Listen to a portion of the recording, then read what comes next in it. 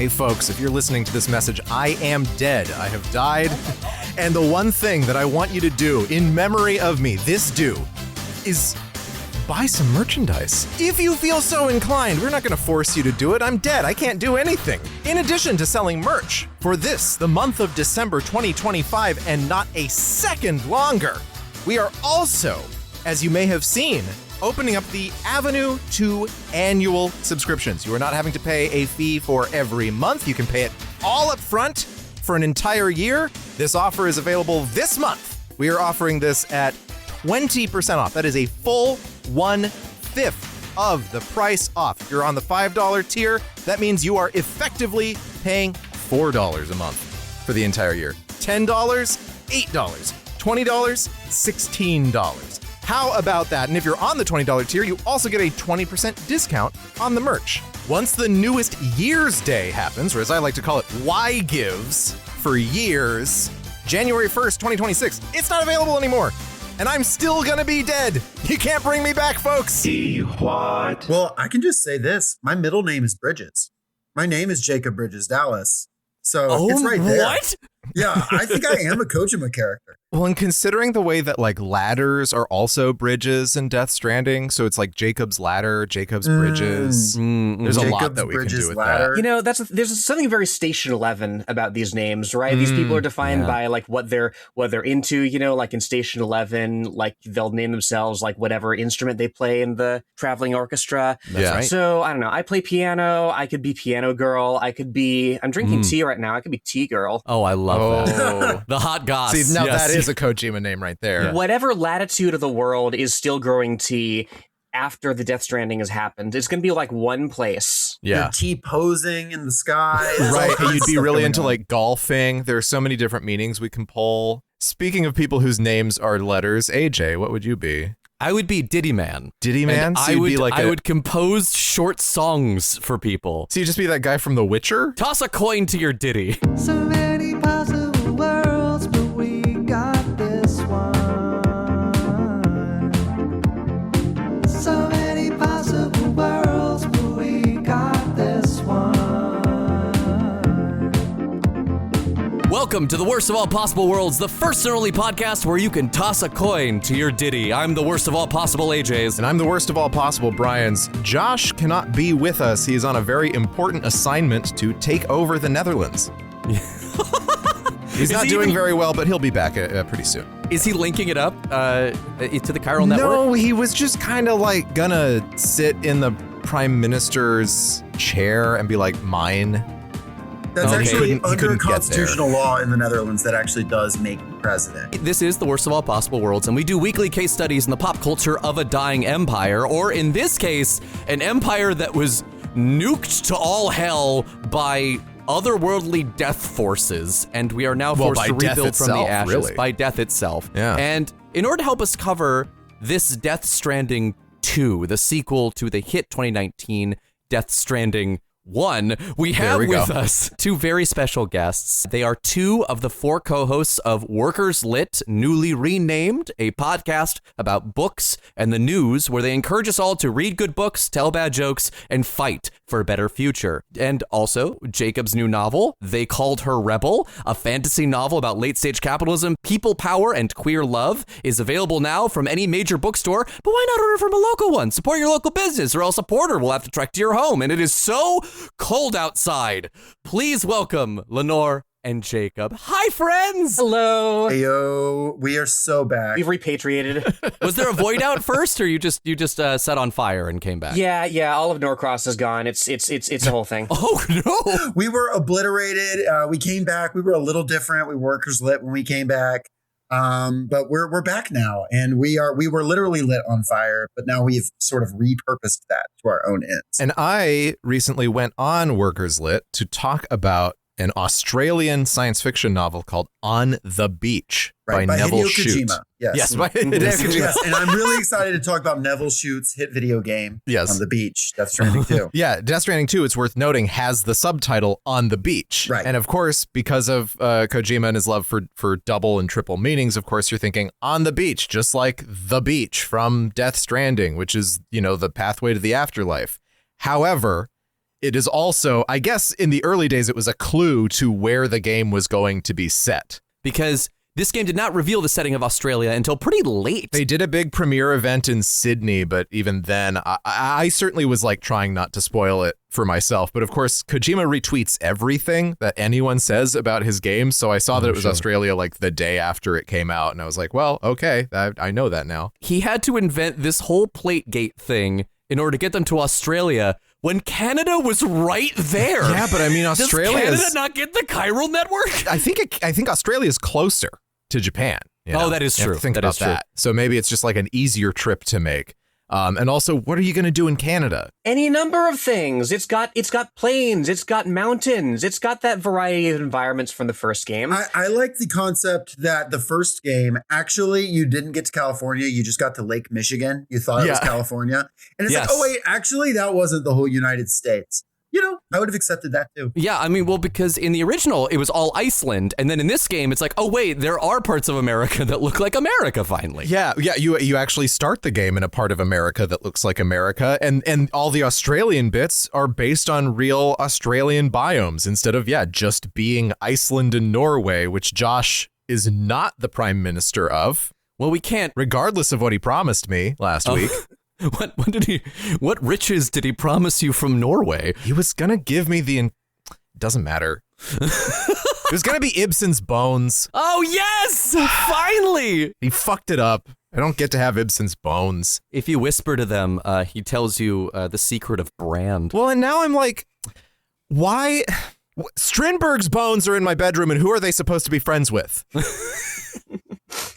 Let's talk about our experience with Death Stranding, the original game, because we, of course, have covered it on this podcast twice. Once for its initial episode, and then again in our Lads cast where we got really in deep. But what about you, Jacob and Lenore? What is your history with this franchise, with this acclaimed series about an Amazon delivery man? I picked up Death Stranding after watching. Okay, I watched the Donkey video on it that where he said it's terrible, and I was like, no, this looks amazing. So I was before like, he made his second video, where he was like, this is amazing. His second video where he was like, okay, so I was clicking the buttons wrong. Yeah. Which Josh identifies in that first episode. By the way, I just re-listened to y'all's first episode this morning, and Josh was like, I think Donkey was clicking the buttons wrong. Oh, he 100% was. Well, the buttons are fucking weird. It's like Red Dead Redemption 2. So I played Death Stranding 1 back then a few years ago. I was transfixed by it. I thought it was brilliant. I thought the bad parts ruled. I was like fighting Cliff Unger, and I was like, this objectively sucks, but I'm having a really good time. Yes. Sam Porter Bridges as a character, to me, I am just in love with him. Like I want to fix him so bad. He's a big dumb boy. We have a running joke on our show where I say I could fix him, and Lenore has women where she says she can make me worse. Sam is someone that I feel like authentically, I've said I could fix some people that I definitely can't fix, but Sam, I think, he's such a good guy, and I think he's very fixable. He is. He's Job from the Bible, I think. Yeah. Where if Job didn't realize that he was being cursed by God, just kept clocking into his job. Like he just keeps going. And it's like, no, dude, you are like damned, I think. Absolutely. You can get him to cross continents for barely discernible reasons. No one does. Absolutely. I love He's also Job if at the end God just went psych. You know what I mean? Like all of his like biggest woes. God kind of does do that, AJ. Yeah, God gives him his kids back. He gives him new kids. He can't bring the kids back from the Bible. He can't bring the kids back from the dead, but Job gets a whole new set of kids, and the Bible's like, and see, he's fine. His wife also really hot after this point. Yeah. Beforehand, not so much, but God, he made her hot. Yes. God's like giving her the first BBL. It's crazy. Yeah, it's like one of my favorite biblical passages, because it's like he still had a bunch of his kids die. They're still just like his dead kids. Yeah, Brian's got their bones in his bedroom. Yeah, they do not get along well with Strindberg's bones. Well, that's the thing though with Sam Porter Bridges is that he is a guy that is continuously suffering, and everything that he gets is like a kind of thing he can cling to temporarily between periods of just like prolonged horror. And the more you learn about his life, the more it's like, this guy's got screwed over at every turn. He is like the world's last proletarian. And I just love him for that. Absolutely. And what about you, Lenore? I know that you've come very recently to the series. Very, very recently, yes. And I had the idea to play them both in advance of this episode. And as I was mentioning to y'all earlier, I got to episode 3 of Death Stranding 1, where you get to like the larger United States, and I built all the roads in that first section, and then I zoomed out and I was like, I am not going to have time for this. Yeah. So I it's skipped, a big map. Yeah. So I skipped directly to 2, and 104 hours later, here we are. One of the interesting things about Death Stranding 2 is that in one sense, it is a much shorter game than Death Stranding 1. And in another sense, it's much longer. You get to do what you want. If you just play the story, I did the story and a couple of extra things for my second playthrough for this episode. And I got through this game in about 30 hours. Mm-hmm. Wow. That's pretty quick. Whereas like Death Stranding 1 is like I feel like that took me like 60 the first time where I didn't do everything. Yeah. And but it's more mandatory for progression, right? To actually do a lot more of the optional prepper stuff. Yeah. Mm-hmm, mm-hmm. And so when I played Death Stranding 2 the first time back in the summer for my own enjoyment, there are another 90 hours on that playthrough. I played for 120 hours before I beat it, and then played a little bit more. So this game has definitely taken a lot of the criticism of the first game and applied it. Also, in terms of like, there are a lot of new mechanics in here regarding combat. There are also a lot of old mechanics in here that people just never knew existed in the first game because you weren't forced to use them. And some of these things were in the director's cut that have been added to Dark Souls 2. Fuck yeah. That have been added to Death Stranding 2. I knew I was going to do it. Do you think Sam could beat Dark Souls 1? Not playing the game, but like being the chosen undead. 100%. I mean, he is the chosen undead already by being a repatriate, right? True. I deadass don't think Sam would notice that if he was in the Dark Souls world. He would be like, another day at the job, and he would just like he would be killing like just eldritch horrors to deliver a package. It really he can do anything. He'd be sliding down in that coffin to Gravelord Nito's lair and be like, this is just like on Ride with Norman Reedus. The man is unstoppable. Plus, he's already got the positioning to like sit in front of a bonfire. He's got the perfect like relaxed thing, which is how this game actually opens, is with Sam sitting on top of the mountain like he's sitting in front of a bonfire in Dark Souls. Yeah, and we start not too far from your place of origin, AJ. Yes, my hometown. We're in Anza Borrego State Park in Southern California. And I don't think you could walk to the border as easily as Sam does. Well, there's far fewer people now. Let's pull back a little bit and let's talk about the development of Death Stranding 2. There was a lot of stuff in the development of Death Stranding 1 that, let's just say, was pretty fraught. These games are always designed, you write a certain thing, you get it up and running, you get your pieces put together, and it's like, oh, we need to fill in this blank, or this scene doesn't work. We have to do reshoots. It was just a bad position in terms of time, because then the big SAG-AFTRA video game strike of the 2010s happened. Yeah. And they couldn't do any of their reshoots, which is why that game has so many, like, this feels like 2 different ideas at some point that never quite coalesce. It's because, some of those scenes were supposed to be replaced and they just couldn't. So they just had to Tim Gunn it and make it work. You know, Death Stranding came out in 2019. I feel like most people were like me and played it somewhere in the middle of 2020. I feel like its sales went way up within the year of its release because, I mean, a lot of people also got unemployment checks that allowed them to buy PlayStations and a copy of Death Stranding. But the thing that really struck people, though, is that it almost felt like it predicted the pandemic, right? Absolutely. So many people are staying home and ordering things and feeling very depressed.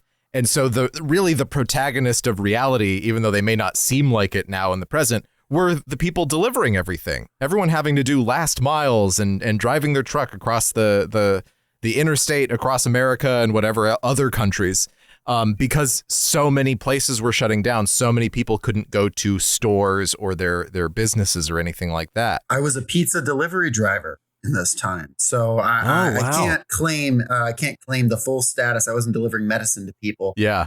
But I can say it was awesome to see, like, I mean, people would be like essential workers, protagonists of reality, all that. And then everyone was like the meanest to me anyone has ever been when I was actually bringing them things. So there was also a relatability to Sam. Like there were so many, just people screaming at me to take off my mask and there's, everything in the above. But it is interesting too to see Sam, like, he is really the savior of everything in this game, like carrying the world on his back. Yeah. And they're just still giving him more bullshit at every turn. And it is so real. Yeah. It's so relatable. Yeah, I mean, I think the only difference is that in these games, the preppers do eventually come around to your side if you are persistent enough and you do bring them enough things in a way that I don't know necessarily a real life person would necessarily ever come around. Well, and none of them are ever really mean to you. They're just kind of suspicious and they're like, okay, great. And then they're always like, once you do enough deliveries, they're like, we love you, Sam. You're the best. It's your deliveries that make life possible. And I'm sure that as someone who was doing deliveries during the pandemic, there's kind of a nice like wish fulfillment element to that of like, man, wouldn't it be nice if people were actually like that? I want to know when I would deliver to the trailer park, people were like that. It was when I delivered to people who lived on the lake that they weren't. Of course. Yeah. That makes complete sense. I also think about there is one prepper in Death Stranding 2 who is mean to you, and it's the Pioneer. It's the guy who just basically wants to like live by himself behind a giant sand dune that, Lenore, as you pointed out, I think in the outline, you forget about him immediately because he's behind a giant sand dune and he's so hard to get to. You can find the tires that let you climb like slopes more easily, but that's long after you meet him. And by that time, I'm like, okay, I don't want to be here anymore. And he's so mean to you. He's just like, oh, is that all you brought? And I'm like, motherfucker, you are in the middle of nowhere. I tried to conduct airstrikes on his location. It wouldn't let me know. That's what's missing from this game. We don't have drones. We don't have the autonomous like delivery bots. And they are in the first game. And they suck in the first game. They always just do like really shitty deliveries because I don't know why, but you do have kind of the monorail in this, although you still have to punch in the delivery once. You still have to actually get to the location yourself, even when you've just delivered something via monorail. And it doesn't go everywhere. Right. And every other porter in this game is really terrible at their job. It really makes sense really quickly why they think Sam is the greatest there's ever been, because he carries more than one package at a time. And everyone else is just like, I don't know, the lightest thing. And it's like, come on, man. I just delivered 2 tons of ceramics to the asshole behind the sand dune. You can carry more than one box. They don't seem to be aware you can drive everywhere either. No. No, I kind of wish that there were like other cars on the road. I mean, there are a lot of things that are like, this game has so many mechanics. It's not lacking for mechanics, but then so many of them just go underutilized or under-taught so that you don't know to utilize them. I tell you what, like we were talking about combat earlier, there would be bits where you're like hand fighting and the prompt comes up to like do a knee strike or do a body slam. I never fucking did that. I just throw in hands. I did at the beginning. I was like, oh, I'm getting into this. I did some of the VR training stuff that are classic holdovers from Metal Gear Solid. And I was like, oh yeah, you can dive, which you really need to know how to dive during the boss fights, but you're going to forget because then you're going to do 70 hours of deliveries and then you're going to be in combat again. You're like, there are button combos? And then there's the stuff the pizza man teaches you that you will never use. I did exactly once and then I got shot to death. If you want to play this game and you want to do the combat against anybody except the bosses, load up on a couple of those grenade launchers that don't kill anyone. Somehow they just knock you out. I don't know how. Very specifically, do not get the ones that kill people. Yeah, that was a huge mistake on my part. And you could just walk into any base and just roll over anybody. I got my first spirit blade from the mechs, the ghost mechs. And I was like, cool, this thing's awesome. And I go to one of the miscreant bases and I hit a miscreant with my spirit blade. And it's like, he's dead now. And you killed him. Like, fuck, you have to dispose. But also body disposal works differently. They don't have these giant incinerator facilities either in Mexico or Australia in this game. You just bring them to a distribution center. But it still puts up the barriers. So you have to like navigate around take the body. So what? Also, if you leave the body, someone else will just take it. So they still have the mechanic, but they've just been like, fuck it. But yeah, like this game came out and they were early in production for Death Stranding 2 when the pandemic actually hits. Yes. And he doesn't say whether he got COVID or not, but Kojima says that he got sick. Yes. And he got very fucking sick and he couldn't even go to the hospital because of COVID. Yeah. And during the pandemic, he was going into the office by himself to work on the game. He So there's a huge sense of isolation, right? As I think all of us felt, but specifically, if he's just the only guy in this giant office complex by himself, trying to like pull this by the strength of him over the finish line, you know, I think there's a lot of that permeates the game itself, a lot of that isolation and loneliness in a way that is present in the first game for sure, but I think is more desperately felt in Death Stranding too. Yeah. I would just like to read this little quote from Kojima at the very, it's going to be at the very end of here. I've highlighted it for us all. By the end of 2022, we were allowed to travel to LA to do performance capture for the first time in about 2 years. That night, we went out to dinner with the actors, and I thought, this is what we need. We need to be together, shoot together, and celebrate together. Yeah, if you dig into it, I don't think that necessarily the main thrust of the game does a good job reinforcing this idea, but like if you look into it, what he's saying with the game a lot of the time is about the need for physical connection, not just connecting, but actually moving, the movement of the body over borders, the movement, like the act of holding hands, that comes up too, right? There's that kind of odd moment with Tarman. He's like, I see you're holding hands. It's like, It's like, that's a great way to illustrate connectedness. Great, cool, okay. Thank you, George Miller. Everyone's so normal in this world. So completely normal. And also, Brian, to sort of reinforce that movement idea of just like the idea of dance. Is so present in this game. Yes. Everybody dance. It sure Dollman is. dance. He obviously saw the OA. Yes. And was a big fan of the OA. Huge fan of the OA. But that's not all he references, right, Brian? I see you've written a lot of all the references you caught in this game. Yeah. So I mean, like the big ones are, of course, On the Beach, which is literally the subtitle of this game, and Mad Max Fury Road. He also has George Miller there in the game. And there's a whole section that's just like, by the way, the plot of Mad Max Fury Road happened to us just off screen. Don't worry about it. I'm Mad TV's Deborah Wilson, and my hand is backwards. So there's also, you might not even notice this, but in Sam's room on the DHV Magellan, which you have to say the whole thing every time, the DHV Magellan. Right. Well, it's for the miraculous reveal later, Brian. He has 3 books on a shelf that's under the cryptobiotes and the things that are not Monster Energy drink anymore that you drink. You can actually read the books. If you scroll the camera down and you press X, I think, you pick up either Moby Dick, The Voyage of the Beagle, and Frankenstein. And it talks about the ways, especially that Moby Dick connects to everything. Moby Dick, of course, has a captain of a ship who is missing a limb, who has a sort of phantom pain. The phantom pain. Anyone?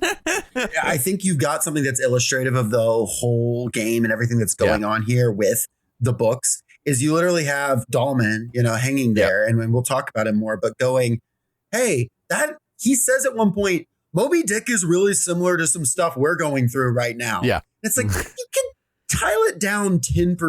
The Pequod's crew is also compared by Dollman to the team at Kojima Productions. He does, yes. Because Kojima Productions is a big international effort. They have people from all different kinds of countries coming together to make these games, to make the world a better place. So true. Elle Fanning is here. Connecting this to On the Beach is actually really important to understanding, I think, some of the weirder story choices, the ones that still don't dramaturgically make the most sense.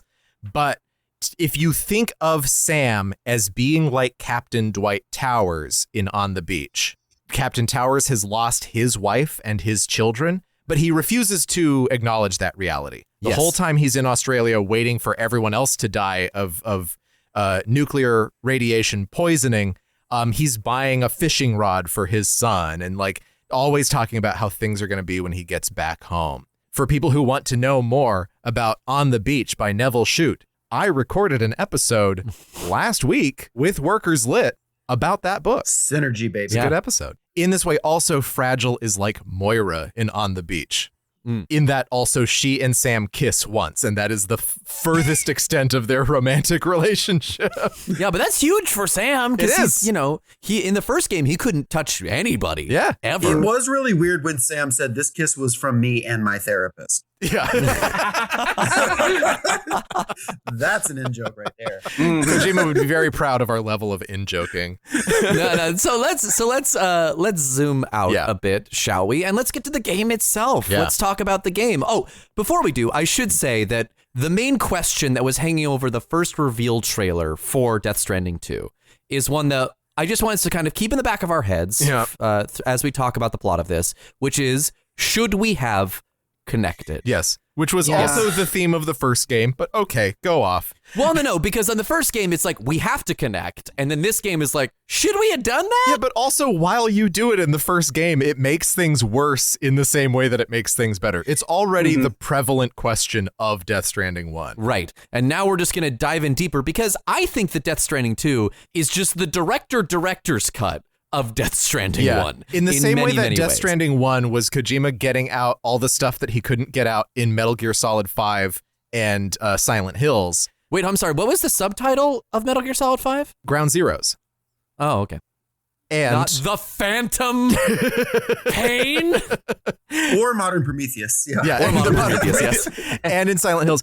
Death Stranding 2 is him getting out the stuff that he needed to get out in Death Stranding 1, which is still, by extension, things he needed to get out in Metal Gear Solid 5 and Silent Hills. So maybe it's finally been expunged from his system, but probably not. No, he'll be talking about this for the rest of his life, probably. So we begin, as we said, in Southern California. Yeah. It's been 11 months since the end of Death Stranding, and Sam and Lou are nowhere to be found, right? Yeah. They've gone completely off the map because Sam did not incinerate his BB Lou at the end of the game and instead decided to raise her as his own. As sort of like, not a replacement, but in the way that he lost his child in the events before Death Stranding 1, Lou has now become his child. Basically, if the UCA, which is the United States of America, find out that Lou is still alive, Sam is very concerned that they will take her for experimentation because bridge babies, which is what Lou is, are not supposed to ever leave the pod or grow older, right? They are supposed to be tools. They are not people. Yeah. But then it turns out that they are people. Oh God, this whole time. Everyone is a people. There was this big question in the first game of like, who is a person? Does a person whose circumstances of birth are different, do they have a soul? You know, you have the character of Deadman who has been stitched together from various corpses. Maybe some modern Prometheus has done this to him. As a result, he's like, I'm pretty sure I don't have a soul. He has a soul. They all have souls. Everyone's people. Sam was also a BB, we learn at the end of the first game. Yes. And it's BB. unclear Steady. who knows that in this second game, because I think they wanted to keep it as a twist for people who played Death Stranding 2 before Death Stranding 1. The whole Clifford Unger subplot of the first game is the most underbaked aspect, I think, of pretty much all of Death Stranding 1. Ungerbaked. Ungerbaked. But that reveal is the best reveal in the game. Yes, absolutely. But it was the one that seemed like it suffered the most from lack of reshoots, right? Yeah. And I think Kojima went into this game being like, okay, if we're going to do that again, if we're going to do that same structure where we have this flashback thing that is slowly revealed over the course of it, I'm going to nail it this time. Yeah. And I think he kind of fucking He does. did. It's my favorite part. It is so emotionally resonant in a way that so many other emotional beats in this kind of fall flat for me. Like, I've not seen Kojima cook this hard in a very, very long time. First, we do have to spend some time with those beats that fall flat, which are largely the ones at the beginning of the game.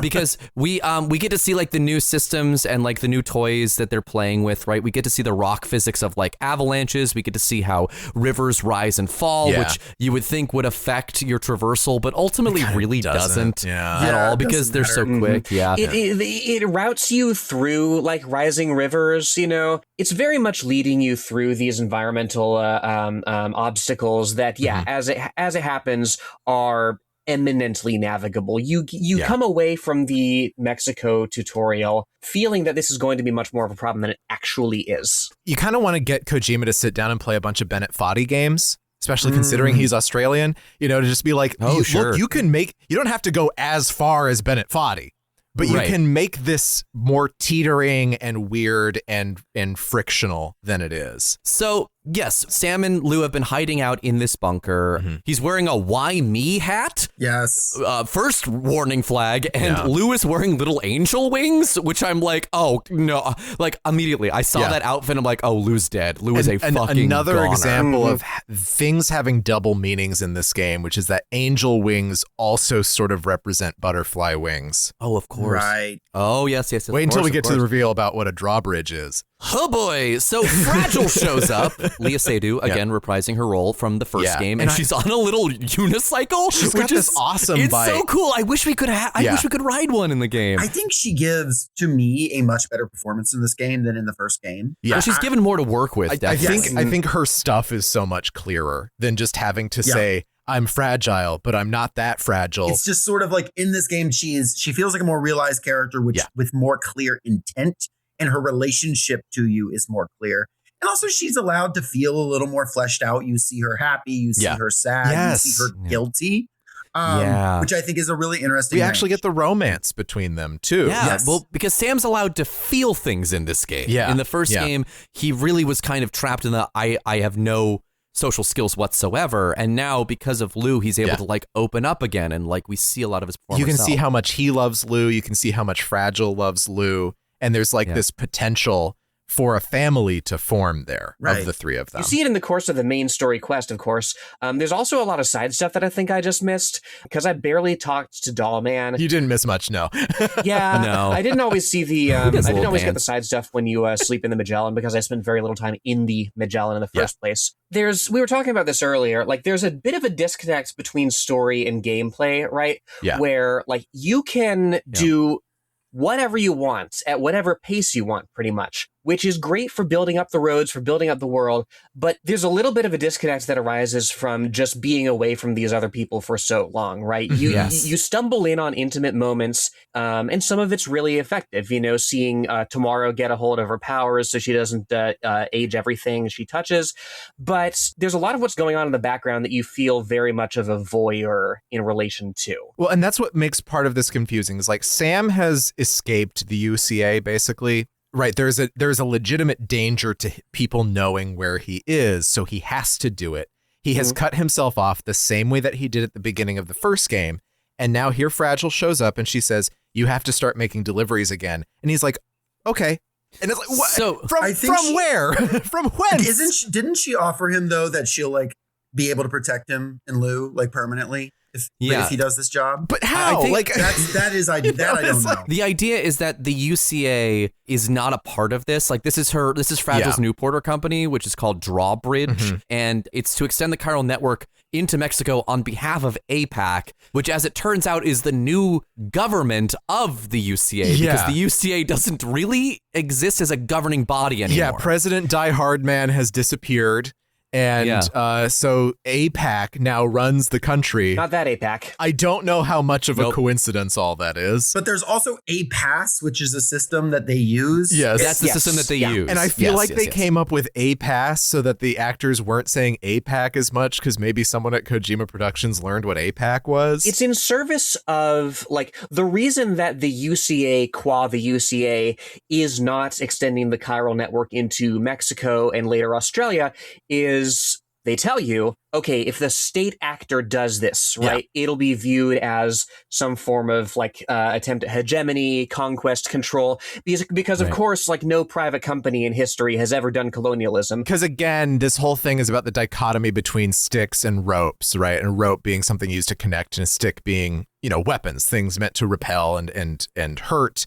And so he wants this to be almost the promise of the old internet. Yes. Where it's like, yeah, we're connecting people, but it's not necessarily imperial in nature. It's everyone sort of coming to this as equals, while also already acknowledging in the first game where that's flawed. And that's where we start to run into like the, haven't we been here before aspect of the second game? Though not nearly to the degree that it could, because like we were talking about books that inspire the story beats of this game earlier, and one that I kept coming back to, Jacob, I mentioned this to you earlier, is Blood Meridian, right? Because because it is a game that could have captured the experience of being somebody, an outcast, a third son, a convict, you know, somebody who's at the bottom of society who is hired to push the frontier this way.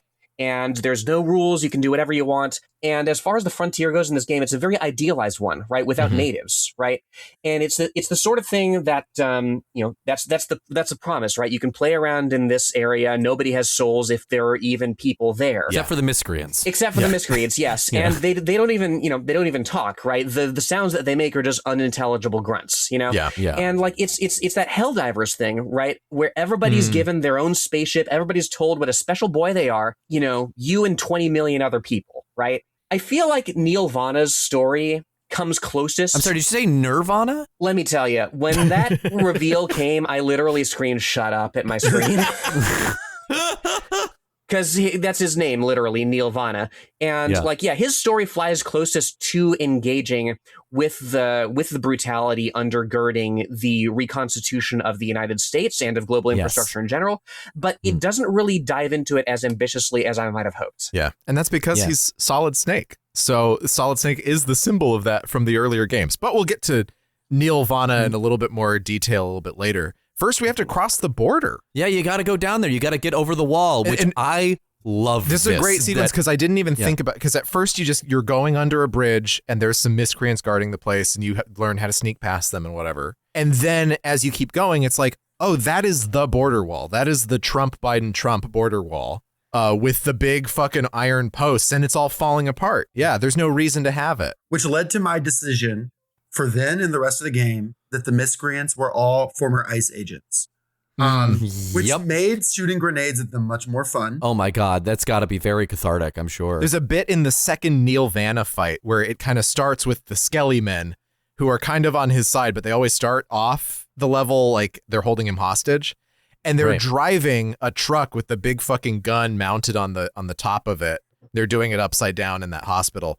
And it's like, oh, those are just like militia guys who patrol the border. It's like not even ICE. It's the fucking Threepers and whatever going down there. And as you go south of the border, they have a big sort of corpse disposal problem. Like they need to get connected to the chiral network or all of Mexico will be voided out. Yeah, because they've just been disposing of corpses in the tar, which you can do in the first game instead of going to the incinerator. But I guess if you do too much, then they just start bubbling back out of the tar and then they still void out. I have a note here that's we put our bodies in a tar pit and then they turned into ghosts and everybody started crashing out and killing themselves. So we just kept putting them in the tar pit and making more ghosts.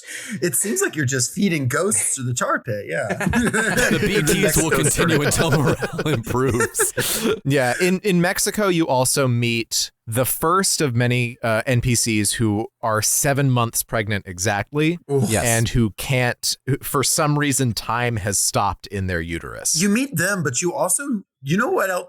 Who you don't meet? Any Mexicans. No.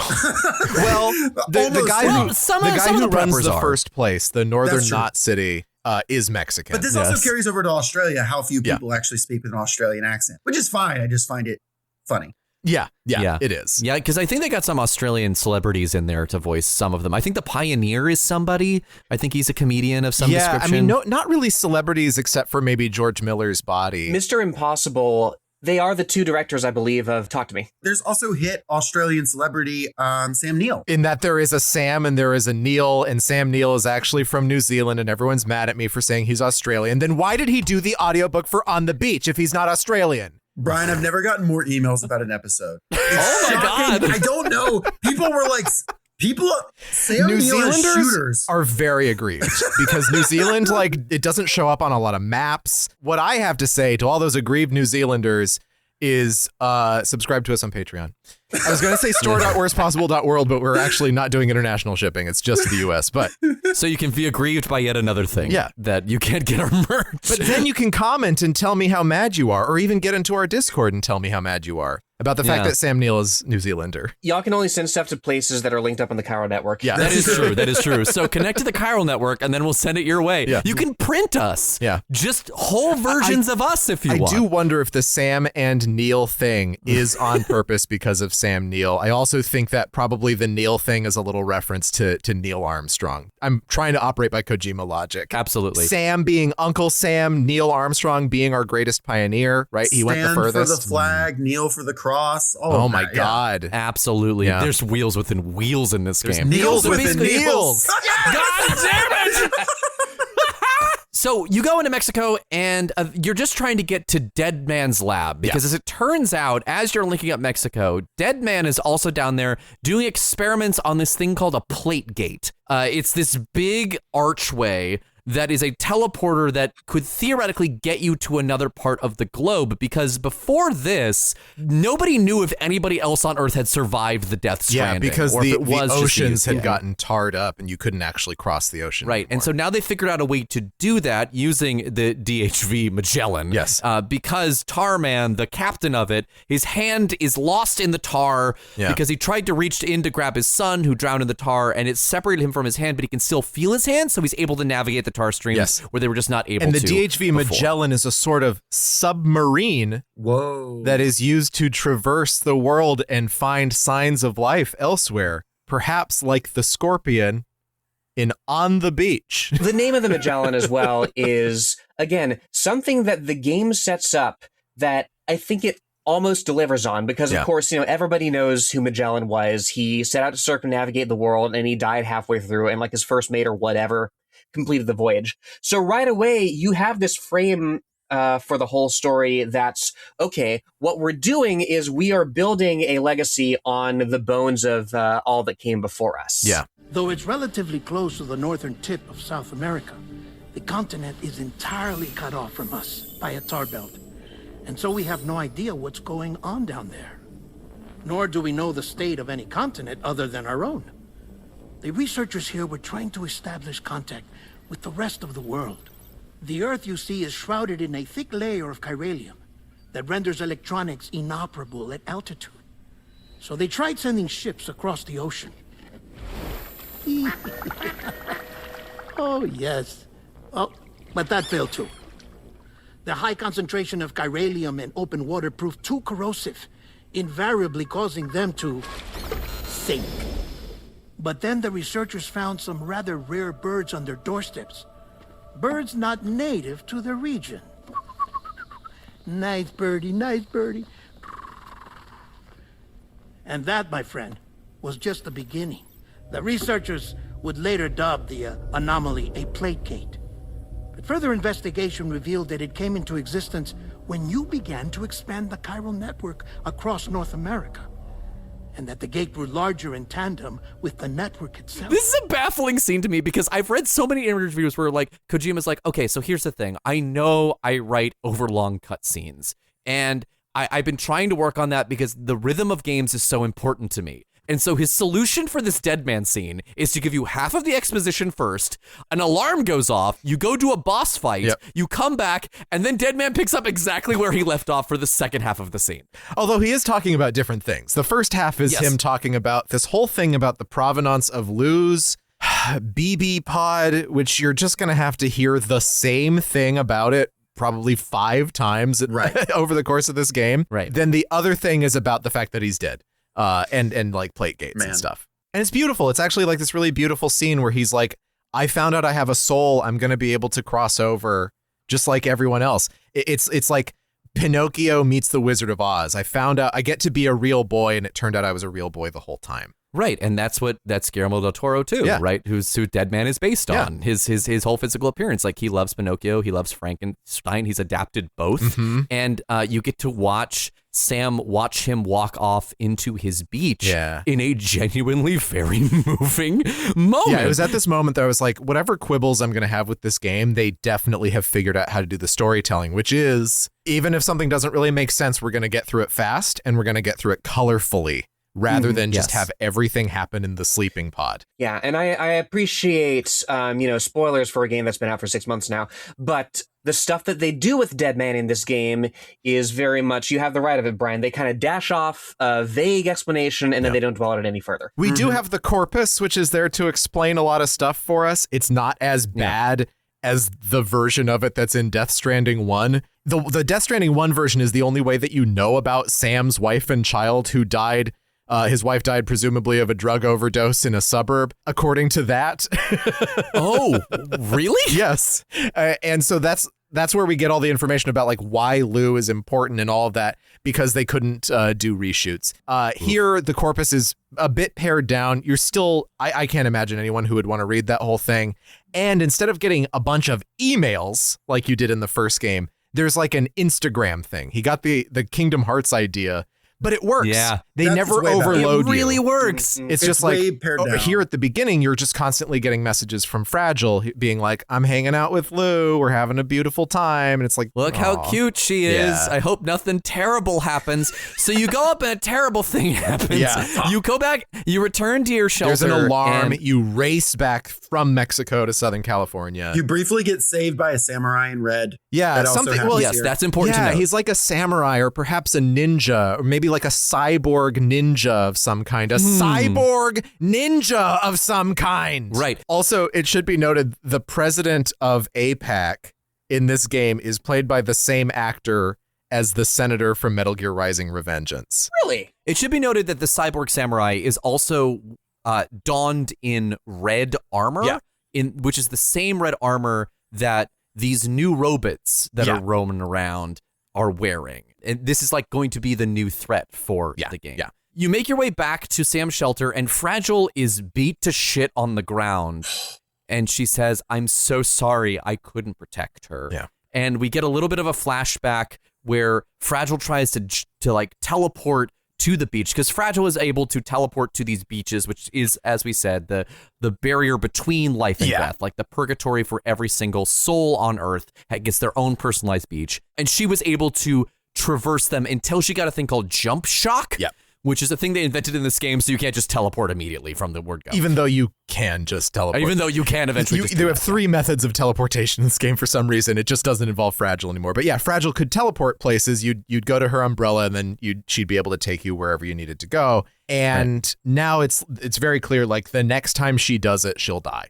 So that's just like a little like Chekhov's gun. And it is also, I will say, I think the reason that they divorced it from her in this game, that ability to teleport, is because if you were to teleport with her, you would find out her secret. Right. Which is a secret that does not matter and shouldn't happen because she's going to die anyway.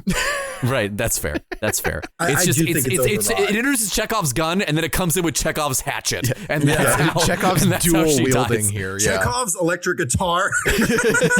But this part is devastating, though, for me. Yeah. I It's gotta really- say. I mean, like, having played the first game, having really loved Lou, and having known, okay, some bad shit's going to happen to Lou. Like, come on. Even if I hadn't seen the trailer. Like, why is he back at this? Yeah. But showing the body. And seeing your home that you had built together, that little home, wrecked to shit. He's so good at these devastating action sequences of like, you also never get a good sense of what the shelters look like in Death Stranding. You never get to go inside the real places, right? You always have your pod. No. Except for the pizza shelter in Death Stranding 1. And whereas here in this game, you actually get to see inside Sam's shelter, a couple other people's shelters, and you actually see how the delivery mechanism works. That you put the packages in, it drops down. You actually get to see Fragile use that to escape the shelter. It's such a creative use of all of these things that already exist in the world and then using them in a new and different way. Still, the core of it is emotional. The core of it is just being this camera that's just tight right on Fragile as she's running away. Yeah, the filmmaking in this is such a huge step up from the first game, right? It's unbelievable. We catch up with Sam, I think it's a month later after the death. It's right? like a And title card, next chapter, 1 month later. because we see that Lou has become a BT, right? And is occupying the old pod that Sam used to carry her in the first game. I don't know if he's just dreaming this or if he's actually going out and doing this. When he empties his gun, it's a bunch of empty shells. So I think he's actually doing this. Sam is just going out and killing himself over and over and over again because he can't actually die. And he has not fully accepted what's happened. As you said, like the On the Beachman, he cannot fully grasp that Lou is gone forever. Yeah. And so Fragile shows up and is like, hey, listen, I'm your friend. You can't keep doing this to yourself. So why not just come with me to Australia to link it up to the chiral network, because at least it's not here. At least it's not in your basement, and you would feel good doing your old job again. That's where you have always felt most alive. You're making her case better than she is. This is a scene that I just think really doesn't work because they don't let us in on Sam's reasoning for doing any of this. And it's because they can't, because they need certain things to be a twist later, unfortunately. Right. Which is one of the weaknesses of the game. I also think Fragile is, to me, being manipulative to a certain extent. Fragile needs Sam to get this thing done. She's thinking about it in a greater good sense. So she is, to herself, and probably correctly, justifying that he needs to get out of the thing. But she also needs Sam to pull off this project. And so she has decided that, honestly, I think if they had leaned into that, that could have been interesting. Yeah. But that's how I read it. But then I want to know, too, Sam's hair is like gray. Like he looks old and bad. And he's still not dying, but he looks old.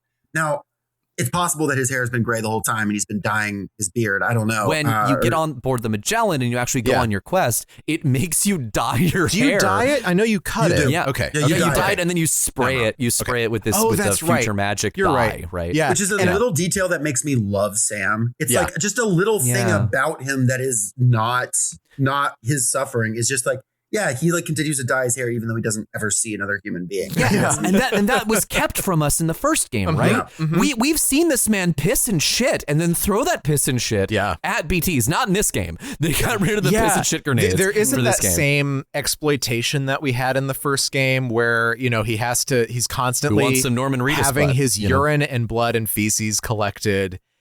Because they've been able to synthesize his blood. You don't have like this wide variety of weapons that you'll never use because they're all tailored to different types of enemies. Right. And the old terminal that you used to access the computer used to be a handcuff with like a razor on it, because that way it could take your blood. It would cut into you. And he'd cuff himself to his bed every night. Now it's a ring. It's just a thing that you put on. It's everything in this world has gotten a little less vulgar. Which means that also his his golden cuff that he used to kill BTs is now a blood boomerang.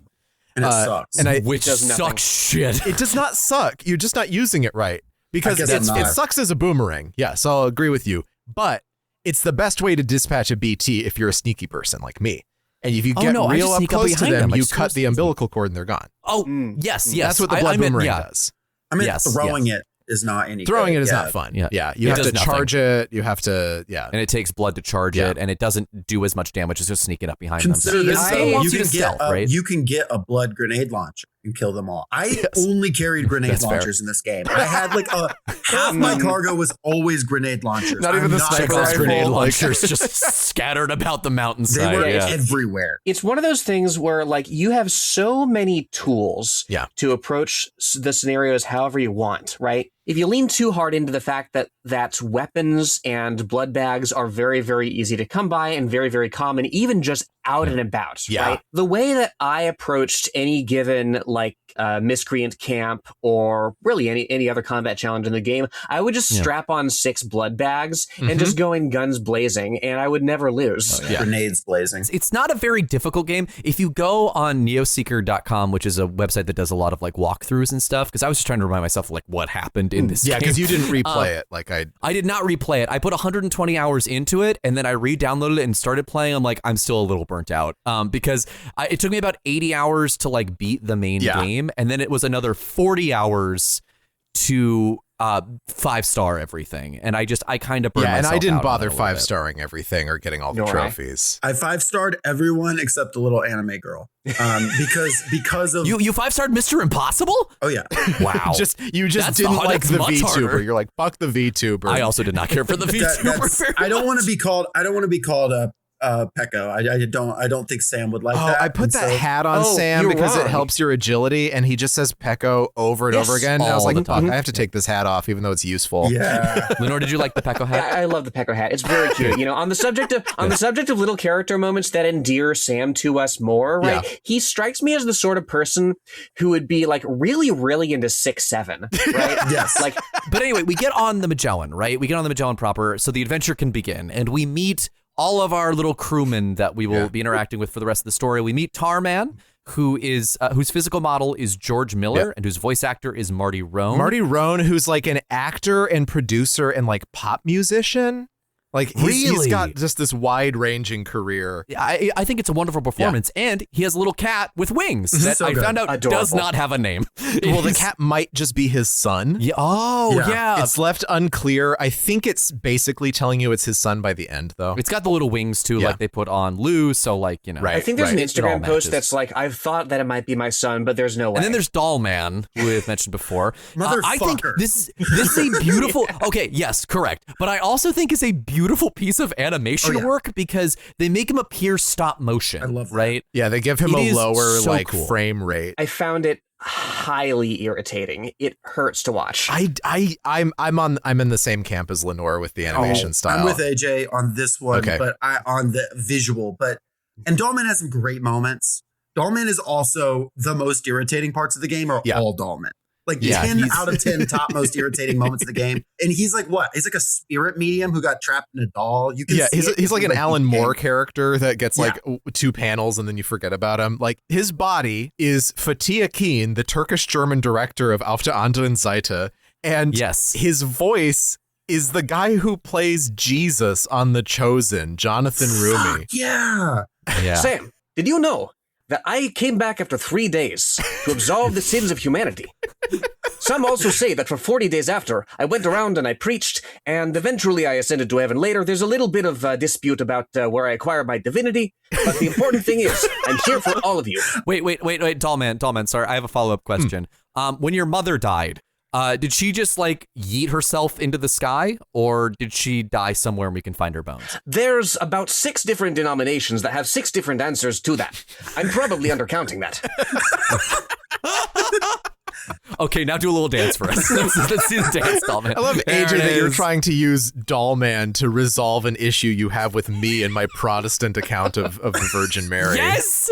We need a third party, and why not have it be a possessed This wasn't doll, even a Brian. podcast thing. We had this argument after seeing Waiting for Godot walking through Midtown Manhattan. Did you know, Sam, there hasn't been a legitimate pope since Alexander VI? Oh, no. Okay, Dollman, we're putting you away. Hey, we're how putting about you we away. throw you a short distance, which is useful for that. Yo, I'm going to throw you into the sky so you can mark all the people I'm about to murder. Dollman also immediately is like, there is no baby in that BB pod. Yeah. And we have to just sit with that for 70 hours.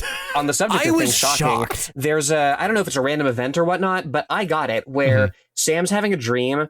You have to go and look at the BB pod. That's the only thing the game lets you do at that point in the, you hear like muffled like Horizon Dreamer, that one song that plays sometimes. And then fucking like Dollman comes and he's like demonic, like Horizon Dreamer. Yeah, he's inside the pod and he pops because he has a scary face that shows up sometimes. He also has a different face where he sings EU Dana. He just becomes the singer of that song in the bath. Yeah. What do the hot springs do? They give you different perks depending on which hot spring actually. Yeah, they teleport you. That's your third mode of teleportation. Because the Magellan's the first mode of teleportation, the one that you're actually going to use. Then there's the one that does the fragile style teleportation. And then there's the machine. And then there's the baths. So Dollman gives up the ghost immediately. Yeah, there's not even a BT of Lou. There's just straight up nothing. Just nothing, because there are doom sufferers who are around you who can also see the pod. Yeah. And that was my first thought, was like, well, wait, maybe Dollman doesn't suffer from dooms, but then he's the one who helps you see all the BTs in this game. Yeah, it turns out he is your BB for the rest of the game because you hang him on your belt like a Labubu. Yeah. And Sam, I am Labubu Man. You still get all the usual BB stuff. They've turned it down a little bit. Like every time you get hit and stuff, it used to be that Lou would cry. Now it's a little bit less frequent. And I don't know about you guys. I never comforted fake dead Lou because it felt so wrong to me. Now, because there's less crying, whenever you get hit, you have Dollman being like, oh no, that's not good. It's like, fuck off. I know. I'm also here, Dollman. It used to be that this was like stressful and very emotional because you wanted Lou to be okay and your controller is crying. And then now it's just like this little horrible doll is just like, things aren't going so well, are they, Sam? So basically, on your way to Australia, you also run into these pilgrims wearing red armor and worshiping some sort of god. It's Higgs. The god is Higgs. It's obviously it's all just Higgs. Yes. Troy Baker is back. He is he's our than ever. Little gold boy. Sam is not sexualized in this game at all. No. Not and at he all. was in the first game, right? There's this whole Very like much so. exploration of Norman Reedus's body in the first game that contractually seems to have been written out in the second game.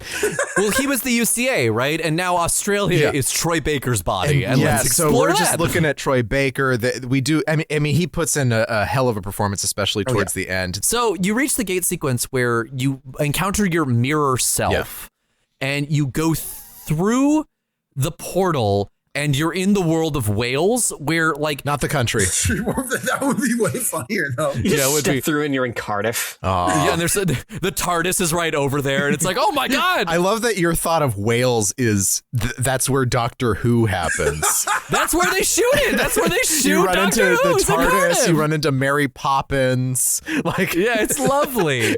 Prydain is over in the corner there with the black cauldron. Frodo's here. The fucking Frodo is in Australia where they filmed The Lord of the Rings. No, Brian! The modern Prometheus is trying to force you to make him a wife. Yeah, a lot of stuff. Come on. You also see what I call like the Council of Extinction Entities. That's kind of what I've just decided that they are. There's these shadows that await in the distance who look like a tribunal of some kind that hang over. I was curious about this. I didn't go back to like watch that scene over and over again, and I should have, because one of them is holding a baby and puts it down, and so I was wondering if they were the various people you have left behind, Fragile and like Dead Man. Again, I'm not sure if they are, and they appear as those floating things from the first game. Yeah, that's fascinating too, because we see sort of a sequence like that at the end when Fragile is carrying the baby. Right. So no, that's so it's like that's a shadow of things to come. Ooh, I love that. That's great. So you reach Australia, right? And you link up the first Cupid right down there, the first sort of steps into it, and that's when you meet the patron of the DHV Magellan, a mannequin named Charlie. Like Charlie's Angels. How about that? Like Charlie's Angels. There you go. And you are able to pick out a voice for Charlie, except you're not. Yeah. They give you 4 options, and the only one you can pick is Die Hard Man. This totally spoils it if you're not me, because I agonized over this decision. I'm like, they're going to be talking at me for the rest of this game. And I was like, man, it would be kind of fun to have it be, Mulligan. And I was like, or Hartman, but I was like, you know what? I really like Tommy Earl Jenkins. So I'm going to choose Tommy Earl Jenkins, and I had no idea that was actually the only option. Brian, I did the exact same thing, except I did not agonize over it. It was like Die Hardman within less of a second. And so I want John McClane. I want him. I think it was Lenore I think it was you who like broke to me like how obvious that twist was. Yeah. Yes, because I picked Margaret Qualley first because I want Margaret Qualley to give me orders. Yeah, and you want her to make you fair. worse. Once the game told me no, I was like, wait a minute. Yeah. And then I picked the other 2 that weren't Die Hard Man, and then I was like, okay. This is word for word basically what happened with me and AJ. AJ was like, that guy who's definitely not Die Hardman. And I was like, well, you could choose another voice. He's like, no, you can't. Like, what? I like that your impression of me is so gravelly. Yeah. I'm very flattered. I'm a regular Troy Baker. So it is so obviously Die Hard Man. And that's fine. I don't mind that. But the fact that they kind of play it as a twist is also just like, so I bet you didn't expect that. It was so obvious it's a He's twist. Also, Die Hard Man is just on the ship with you the whole time. That I love. He's in like the rafters. He's skittling around up there. He's Chang from Community in the vents. Like Tim and Annie's boobs up there. And again, they're trying to do this so that you can maybe become suspicious of him and align yourself with the very Canadian actor playing the American president. As we mentioned, Higgs is back, right? And he cries gold this time, which is fun. Mm-hmm. And basically, in the first game, he was just sort of that annoying other guy that was just like on the outskirts, right? Who was just bothering you a whole lot. In this game, he has such a clear plan and motivation that I find him so much more intriguing. He wants to make a world filled with violence and fear. And Sam's whole deal of what he calls your hippy-dippy chiral network is really getting in the way of that He's plan. been thwarted by Sam before. He has a legitimate grievance against Sam. He has exactly the same motivations as the first game, except now there's actual history there, as opposed to this guy just keeps showing up and hates me for some reason. I should note, too, that in between game 1 and 2, it's been 11 months for you. Higgs was stranded on a beach for like 10,000 years or some shit. So he has spent this whole time basically just repeating the name Sam, like to himself, like muttering these few like handful of people's names and getting revenge. really horny about it. Yeah. Right. Like he's so angry and so horny at the same time, which Been there. So then add on the final two members of your team over the course of this. You meet Rainey. Basically, her whole deal is that whenever she walks outside, she creates timefall, but it's not quite timefall, right? So Corefall. most of it is timefall, except within like 2 meters of her body, where she's actually able to reverse the effects of timefall. So she's able to unrust this fire hydrant. And yeah, there's this recurring motif of B.J. Thomas singing "Raindrops Keep Falling on My Head." B.J. Thomas, of course, the famous Christian musician after that song, and all around nice guy. Real nice person, especially at his concerts. The other thing about Rainey is that she is perpetually 7 months pregnant, like some of the other NPCs that we met. And she's delightful. And so now whenever you connect a place to the chiral network, what this means in game is that the place becomes greener. She's able to bring this sort of verdant life everywhere that she goes. Also, the place right next to her shelter that you deliver stuff to gives you a huge shipment of unripe apples. And you may not even notice it because you're skipping through that dialogue as fast as possible. But while you're in the Rainbow Valley, you get a bunch of unripe apples that you then see for the rest of the game. She also, her shelter that you get her from, she has parakeets she leaves there, and you can deliver food to her parakeets, and they give you star ratings. Yeah, they learned how to use her Amazon button. And the more stars you get, the more parakeets there are. Really lovely. I love that bit. I love when this game really lets its freak flag fly, which we'll get to much more in the second half. But before we do that, we just want to give one final shout out to the final member of your crew, Donkey Kong. No, sorry. Tomorrow, played by Elle Fanning, so you know she's going to be very important. You find her actually in in that side parallel universe in Neil Vana's whole track. You get your parallel version of the Unger fights from the first game, and you fight Neil Vana in Mexico, even though he's Italian. He literally says "Mamma Mia" sometimes if you hit him. I'm not kidding. Yes. That's not a bit. Here we go again. So you fight Neil. That's a beautiful segment. And then, yes, this girl emerges. She's in this, it looks like a sarcophagus, but they call it a chrysalis, like a butterfly is in. And it's being gnawed on by wolverines once it comes back over to like our side of things. And then you pick it up and you have this girl who has these weird, like, sort of tentacle suction things like an octopus has, but in a chiral tar kind of way. And things that she touches will immediately age as though she's made out of timefall almost. Yes, and she will spend the rest of the game sort of trying to master that power. She's also got a bandage over her elbow. That's interesting.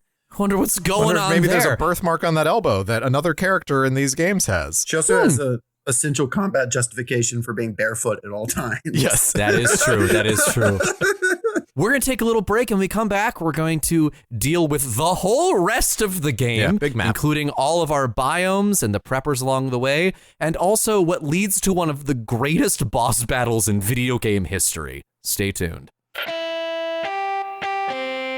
Oh, hi there, Sam. It's me, Tobogganman, Prime Minister of the Canadian Autonomous Network of Underground Cities, or Canuck for short. As you know, most of Canada was forced underground after the beaver uprisings of the early 2000s, when the Canadian government fitted beavers with mechanical legs in an attempt to create the ultimate weapon. Military-optimized units for navigating terrain in extreme snow, or Mounties for short.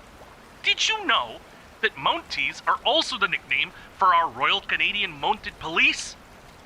That can't be a coincidence, Sam. I am reaching out because I have heard that you're down under, mate. Sorry about that. Linking up Australia, our sister in the great commonwealth of what was once Great Britain, and is now mostly a nation of human fox monstrosities and firebombs. We think it's just super that you're bringing the gift of chirality to the merry old land of Oz, and we're just wondering, if you're not too busy, that is, if you'd consider heading up to your friends in the Great North and bringing us that life-saving internet, so that our dead can stop exploding like nuclear bombs every 3 or 4 hours. Oh, there goes another one now. 13 o'clock already? We'll be patiently awaiting your response. No rush, though. Wouldn't want to be a bother. This is Tobogganman, over and out. Nice and easy. Sam, it's Tobogganman again from before, remember? When I asked you if you would consider hooking up Canuck to the chiral network? I know you've probably been curious about the origins of my name. Well, you see, when I was a child, I loved sledding on my toboggan. If you have any more questions about toboggans or my name, feel free to ask. Or if you'd like to link up your neighbors to the north to the technological equivalent of magic, well, I certainly won't stop you. Nor will the hundreds of thousands of Canadians who are currently being ripped apart by ghosts. Okay, talk later, Sam.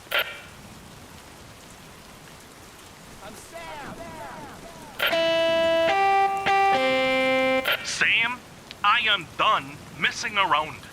Why in the holy name of Celine Dion did you not link us up to the chiral network first? We are just meters away. Is it something we said? Was it because you're still confused how I got my name?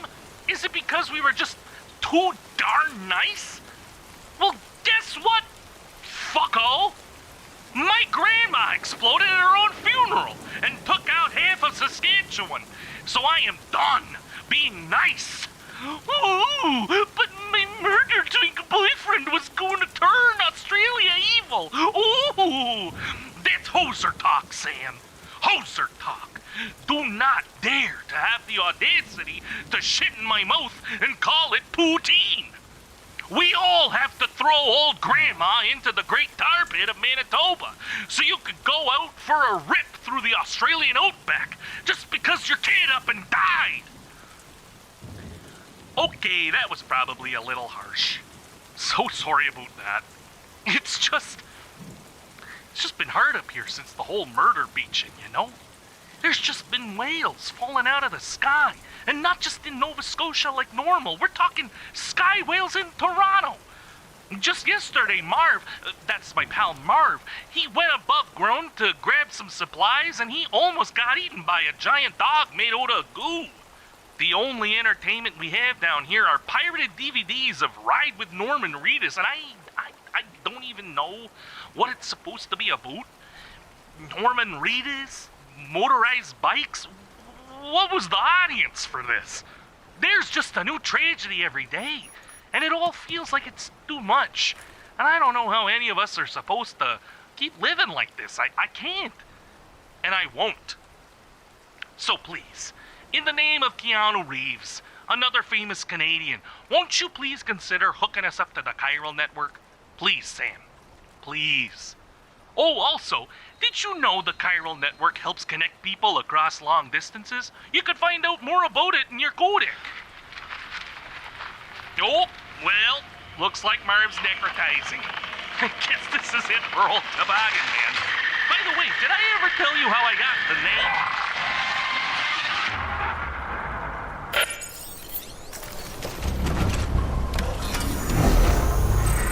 This should be on an episode of Ride with Norman Reedus. Fuck yeah.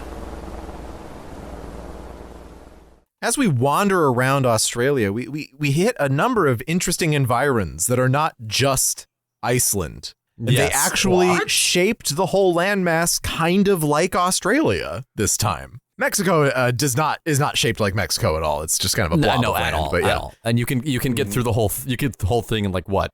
40 minutes from tip to tail. This one, it takes a little bit longer to make your way around it.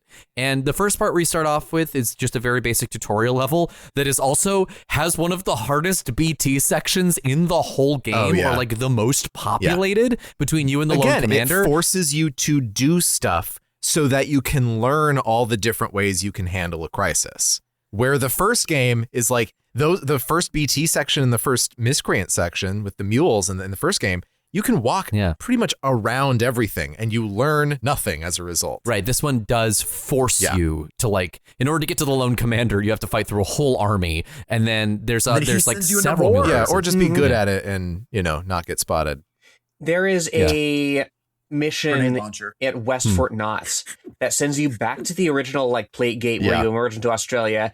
And I was just like, I'm never doing this. Nope. I don't want to go back. I don't want to go back there. And then the game makes you go back there at the end of the game. Yeah, it's a really nasty bit of geology out there. So whatever vehicle you take is gonna fucking suck, and then going on foot is also gonna fucking suck. That's where zip lines come in. I never once used zip lines. Lenore, how? This is fascinating to me. I am confounded. How did you get through the mountain? I just walked. There are places where, You climbed a mountain and you turned around? Yeah. I climbed a mountain. You saw your reflection in those snow-covered hills? Did a landslide bring you down? Once, yes.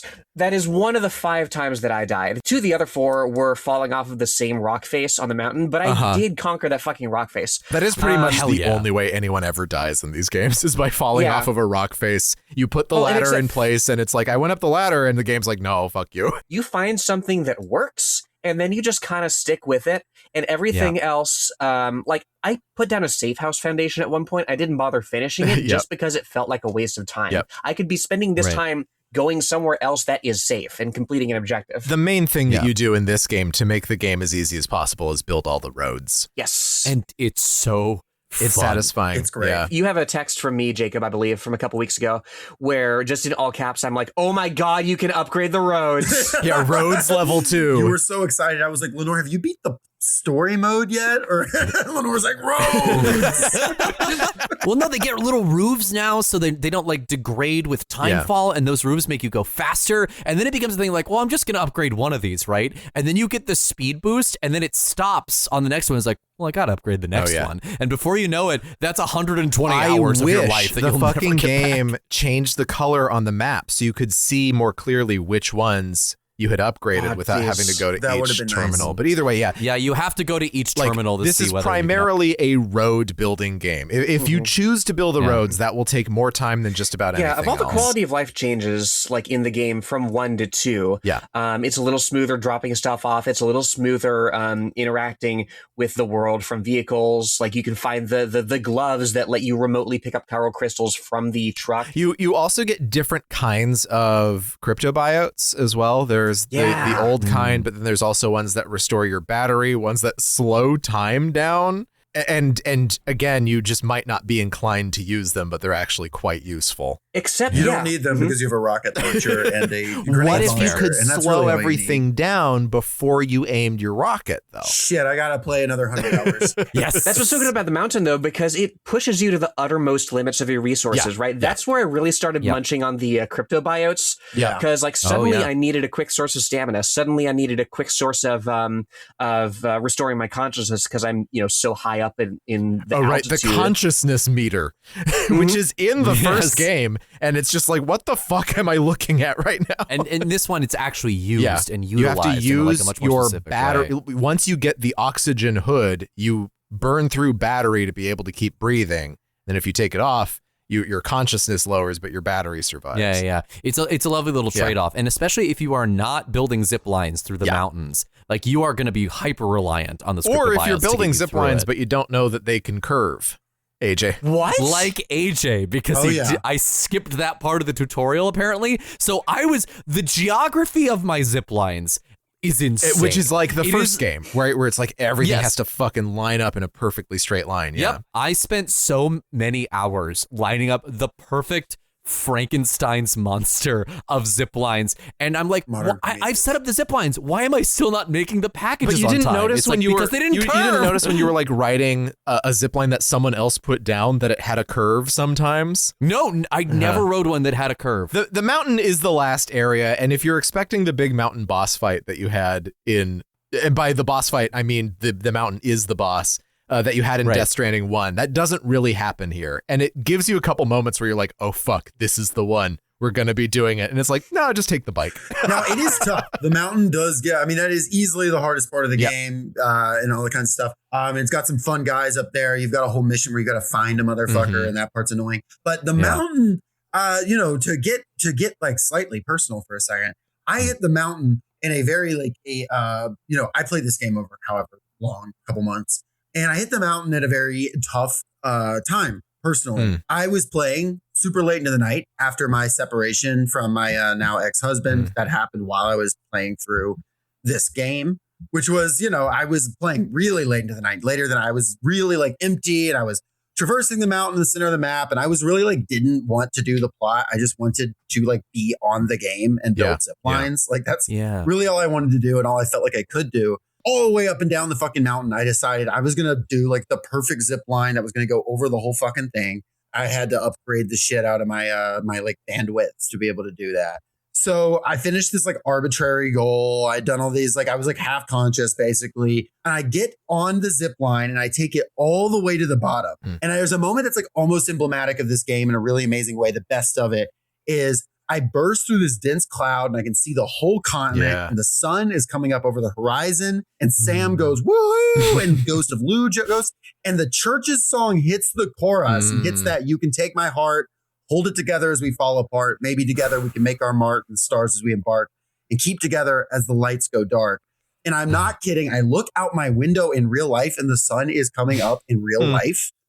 And so, and I literally go outside and I like cry. Like I'm just, and like I'm about to fucking cry. It helped me process stuff in a way that I don't really know how to explain. I spelled it like fucking Higgs throwing up golden shit. I breathed like I hadn't in weeks on my front porch. I get inside. I'm about to switch off the game and go to bed. And Dollman says, zip lines are a great way to travel. And if that's not this game in a fucking nutshell, I don't know what is. That's Death Stranding 2. That is Death Stranding 2. It just lets you loose. And you don't have to do any of the story missions if you don't want to. You can just do standard orders forever. You have to do some because areas won't let you get packages to deliver until you unlock them. So I recommend to people is always go a little bit further beyond where you think, and then you can go back and 5-star everything. This is especially true of Mexico, where Mexico doesn't really open up its deliveries until after you get through about 3 areas in Australia. And by 3 areas, I mean like 3 destinations. I had gone back to Mexico really early. You can't build roads in Mexico and stuff, so it's a little bit more rugged no matter what you do. But like I was just delivering like spare luggage that was left on the on the dirt, and it's not as fun. Yeah, it's just not as fun. The way that the game encourages exploration, right? You can fix an auto paver or fix a track layer, and you can just see over the next hill where the next one is, and it's like, okay, I gotta go there and continue the road or the monorail or whatever. But sometimes you get to a place like the F5 distribution center, like the Metagenomicist, and there's nothing to fucking do. Yeah. Right? You can stick stuff in a locker there, but like there's no fabrication option. There's no there's a flag or 2 that you have to set before the Metagenomicist will come out of her house and say hi. Right? You don't see those packages of hers or of other people's until like the point in the game where they start appearing. Yeah. And that always irked me a little. Like you should be able to at least get them to like 1 star. Yeah. I wanted to connect my last strand of road at the end of the game. And it basically doesn't let you do it because the final couple of survivalists don't have their packages appear. And these are ones that you have to find randomly. They're not story packages or anything, but they just don't appear until the very last chapter. It is crazy. I mean, like, Lenore, that is the way we met, is you built road up to my house and I wouldn't come out until you brought me packages. That was literally my quarantine project, was building a path. Yes. Let's talk a little bit more about the biomes. We talked about the mountain at this point. One of the hardest ones to 5-star, by the way, is that fucking observatory. Jesus Christ. Yeah, I think I gave up on it. There is a point where you get to the higher star levels that the lost cargo that you find stops being as consequential. The stars are inconsistent. Like bigger places, usually you need more to get to the next star, but also the stars are gated by story things. Yeah, and that's the most frustrating. So like some places you should just do the mission delivery, complete that, and then immediately after deliver the other packages, and then you'll get don't do them stars. together. And sometimes that's not enough because it's gated by another thing. There's a lot of stuff, like there's a lot of other biomes that we could talk about here, right? Rainbow Valley, which is a real place in Australia. It's beautiful. It's very verdant. Yeah. There are actually animals in this game, and you can capture them using bola guns or stun guns and put them in a big package and bring them up to the animal shelter. You can use bola guns and animals? You can.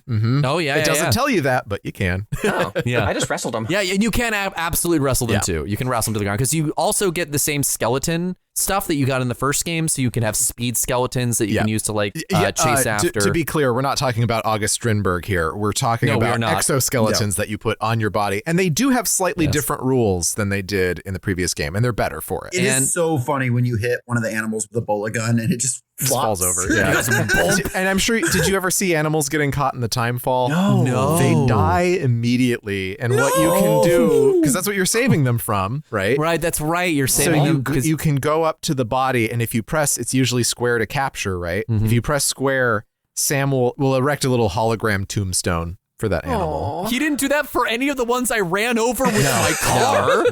No, that happened. The first animal I saw was like some sort of bilby or whatever running across. And Dollman is like, there's an animal, Sam. Boom, run it over. And he's like, you can catch that animal and bring it to an animal shelter. It's very, very funny. Like, you get docked 100 likes for killing wild animals. It'll show up on the screen, wild animal killed, 100 likes minus from drawbridge. But like you make that back going to the bathroom while other people use the roads you build, right? There is right. It's not like likes are currency. You just hold on to them. Yeah. Exactly. And there's the animal shelter people who are churches, they're like us. They pitch to you, this is like a preservation effort. These things are endangered. But like there's such a toothless banality to killing the endangered species in this game.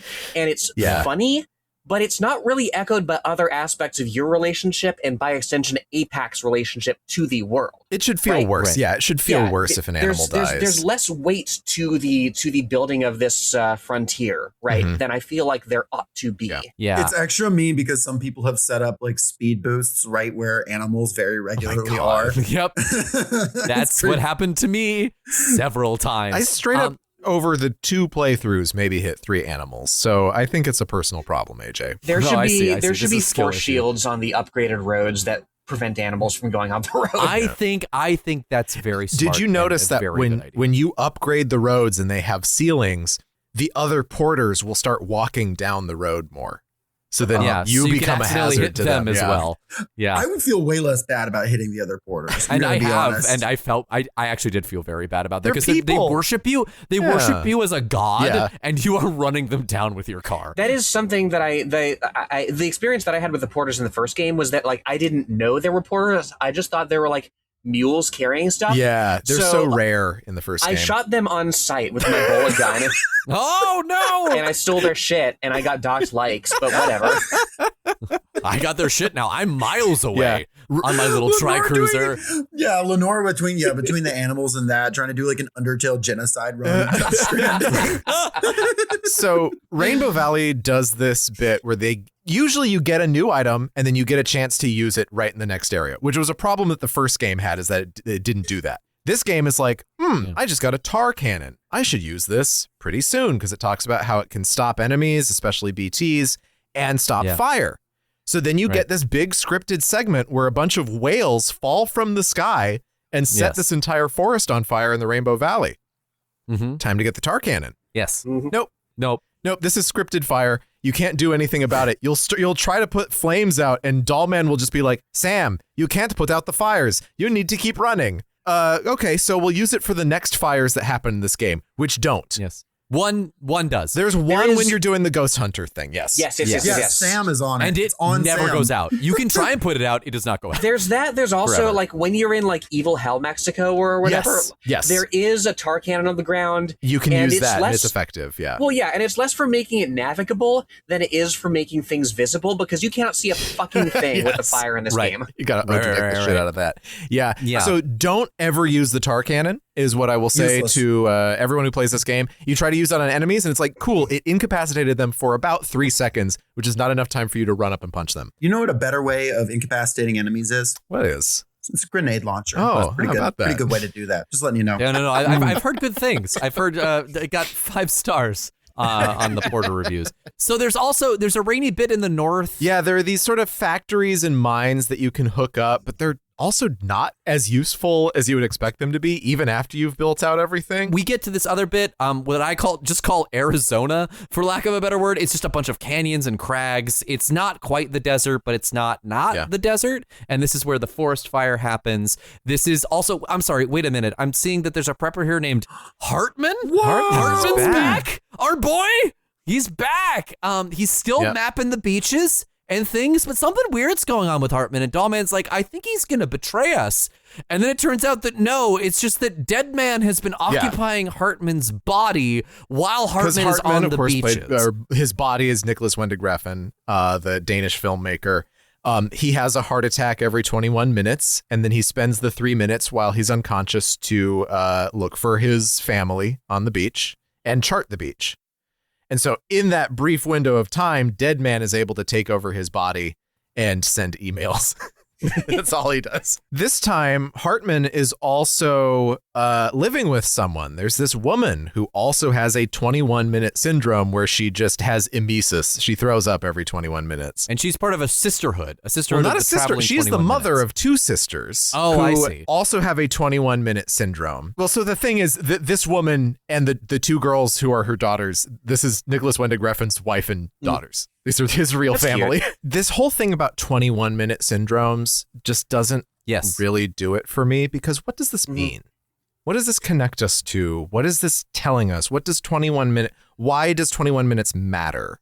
Does this bother you as much as it bothers me? Yeah, it's you get you mentioned a sisterhood of these people, right? And there is indeed like a support group, like a community of people who every so often something in their physiology cuts out. And it's cool. It's interesting. It is something that I wish there was, Final Fantasy VII has tons of like alternate media that explores like, bits and pieces of the world. And this feels like something that should be explored in like a light novel and just like is not. Well, yeah, it's a good point, because there's going to be a Death Stranding show on Disney Plus in a couple of years. What? Maybe that's where it's going to pop up. Yeah. Yeah, it's animated. It's weird. He made this announcement like 2-3 weeks ago, and I feel like it didn't get picked up by anything. No one noticed. Disney Plus doing a Death Stranding TV show. I genuinely can't wrap my head around it. And also they're doing 2 A24 movies. Yeah, I mean, I'll believe those when I see them. But good God, I was rewatching just the cutscenes to like refresh myself for this, and the whole time I'm like, how are you going to do this? Like, how are you going to do this guitar battle? Explain nothing. Just explain nothing. Yeah, that's what you need, because these ideas, aside from the 21-minute thing, these ideas are all really interesting. I think even the while we're on this subject too, the 7 months pregnant thing, pregnancy freezing at 7 months, not for everyone, but for a lot of people. I think it's the idea. I think he's trying to take a little bit of the Children of Men thing here, right, and just kind of explore birth how does birth work in this universe, right? What would the Death Stranding, since we know that there is an afterlife, right? That also means that there must be a pre-life. So this whole thing is Mormon, and this is Saturday's Warrior. This is Saturday's Warrior, the video game, and so just sort of exploring the beginnings of life, because we focus so much on the end of life, right? I think that's what he's trying to go for. Also, that it's 7 months pregnant and 21 is divisible by 7. There's a 7 there, a sacred number there. I think honestly the 21 minutes thing is more just to give Hartman somebody that he can be with and a family that he can actually be with on this side, that he's not just constantly searching for, but he never has that arc, so nothing really ever comes from I think with Hartman, it's like, in the first game, I didn't question at all why it was every 21 minutes. I was like, that's a thing this guy has. But in this game, it makes you be like, wait, there's a lot of people with like this kind of thing. Right. Like, and in that, I agree with you, Brian, that makes you then ask questions that I wasn't asking. Does it have to be every 21 minutes? Can it be somebody who's, I don't know. I thought that would be like, oh, here's what's causing the cycle. And I guess mystery is cool. It didn't bother me the same way with the 7 month pregnant thing, because it fits thematically in a way that you were just discussing. Yeah. I don't know why they chose 7. With 7 months pregnant, I think it's because Lucy, Sam's wife, was 7 months pregnant when she died. Okay. And considering that everything is going to be dealing with her child and Sam's child, and that child's impact on the world, I think that works. But it's not like Timefall. It's not like the Chiral Network, which is like the exploitation of the afterlife. It's not about learning the history of the BB pods and how it was kind of this horrible thing, but now we're trying to make it better, but it still hangs up. Like, all of that stuff has sort of an emotional resonance that works. Right. Not necessarily the concrete thing in the story, although that's also there too. Whereas I don't know emotionally what we're supposed to be getting And again, with like the 7 months pregnant, I can kind of get like, okay, birth rates, things like that, right? You're thinking about that a lot if you live in Japan, I think. But like the 21-minute syndrome, people who have some sort of health problem that occurs every 21 minutes, I don't know I don't get anything from that. Right. Well, speaking of something that I do get something from, a profound thing from, let's talk about the Pizza Chef. One of the greatest NPC side quests I've ever played in a video game. Just so surprising at every turn. If you have not played Death Stranding 2 and you are still listening to this episode, please stop what you're doing, go get Death Stranding 2 and play it through to the Pizza Chef moment, because we're going to spoil the shit out of it. And there are a couple of Pizza Chef moments, so not the first one. But later on. So in the same way that Hartman's region in the first game is shaped like a heart, the Pizza Chef's region in Death Stranding 2 is shaped like a pizza with a wedge taken out of it, or perhaps even our own Mr. Pac-Man himself. Yes. That might come up later. Yeah. Did either of you get the Pac-Man minigame? What? I don't know that I did. Even knowing what to do, it's hard to unlock because you have to do something with a very specific kind of timing. Otherwise, it won't happen. So you have to look. You should look it up because it's very fun. Yeah, but basically, you discover that the Pizza Chef is an imposter and is not the actual Pizza Chef. Everyone's been getting weapons, right? Weapons are getting distributed to all the miscreants, and these are often deadly weapons. And so it's like, where the fuck are all these things coming from? That was a really good bit, like when you deliver your first delivery from the Pizza Chef to the data scientist, and then she's like, thanks for the arms, Pecco. Yeah, she like, oh, there was another box under my box and it's full of guns. Isn't that great? Because Higgs's whole deal here, right, is that he's trying to supply guns. We're talking about like emotional arguments and like things tethered to emotion in this game, right? And in the first game, it was just like internet is like unequivocally good, right? It is a good thing that we are bringing to everyone. I feel like there's a lot of equivocation. I don't know. I feel like it is because on the whole so much worse. more positive. The chiral density gets worse, and it opens the door to the extinction entity. Yeah, but it's not. But like everyone whose lives it touches, it doesn't radicalize anybody in the same way that in this game, Higgs spreads his message. Right? He is the alternate side of it. He is the alt-right rising up through the internet, and that's what Kojima is really interested in. It's just like, yes, the internet is great because it connected us all, but also it allows bad actors like Higgs to get in there and distribute guns through Pizza Chefs. Yeah. There is not enough exploration of, like all the chiral network connects the US, Mexico, Australia, all the other supernatural shit gets shunted elsewhere, and the rest of the world's not having such a great time of it.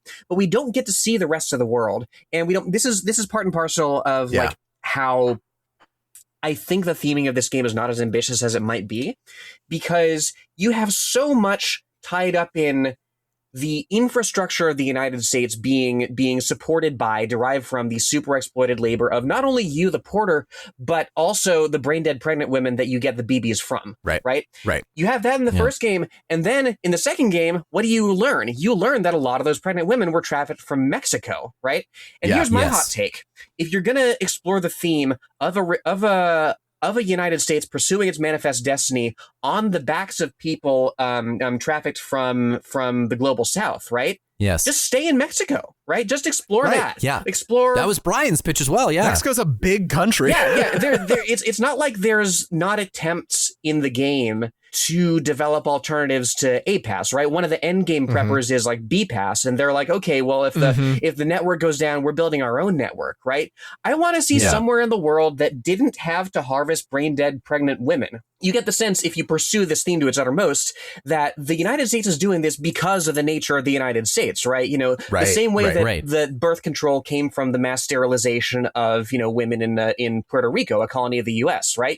Enormous public good that was undergirded by incredible brutal white supremacy because of our peculiar history. Yeah. And in the world of Death Stranding, and we'll see this with the big twists at the end of the game, there's just sort of a no, it's not. We fixed it with reforms. Yeah, and it's the same thing with the first game. Yeah, also did that. Yeah. Where Die Hardman gives the whole Hillary Clinton speech at the end. Yeah, there's this whole delivery has gotten completely automated. It drove a bunch of delivery guys insane. And now the automation is going to come for Australia, but actually we fixed it. But actually they get automated anyway, but it's okay. Okay. All right. Either way, this pizza man. yeah. There's this pizza man, and he teaches you karate. He first teaches you a cheat code that makes your guns more lethal, which you should activate every time you're about to fight ghosts because it makes the weapon stronger. Right. And then deactivate it when you fight people, because then that makes it complicated. The cheat code is there's just been a button on your gun the whole time that Sam is incurious enough not to push.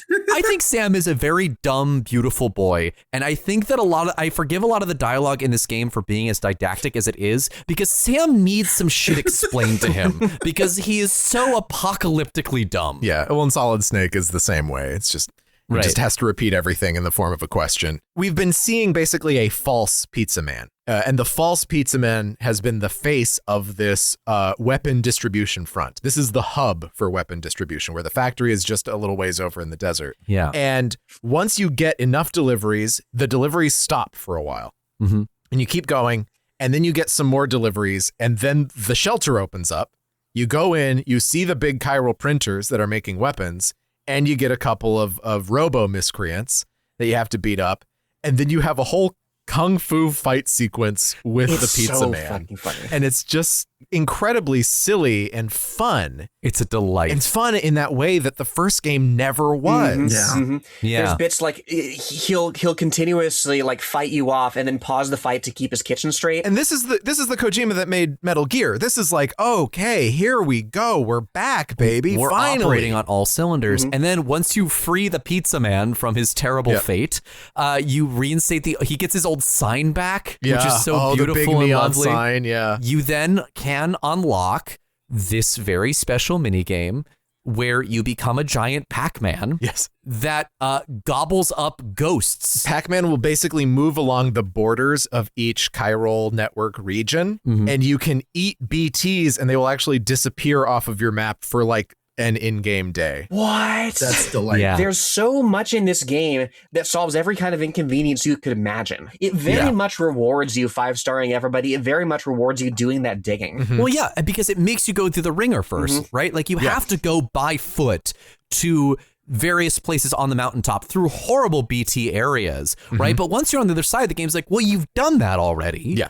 So you don't have to do that again. Here's all the toys to make it easier this time. And Death Stranding 1, that was also true, but it is doubly so here in the sequel, where they give you so many more toys to play with. They give you fucking Pokemon at a certain point in this game. Yes, so you can fun. catch the giant BTs for yourself and then use them as weapons in your boss fights. That My go little on way too squid long. boy took out like half the health of most of the bosses, and I just kind of stood back. I was like, I'm so proud of him.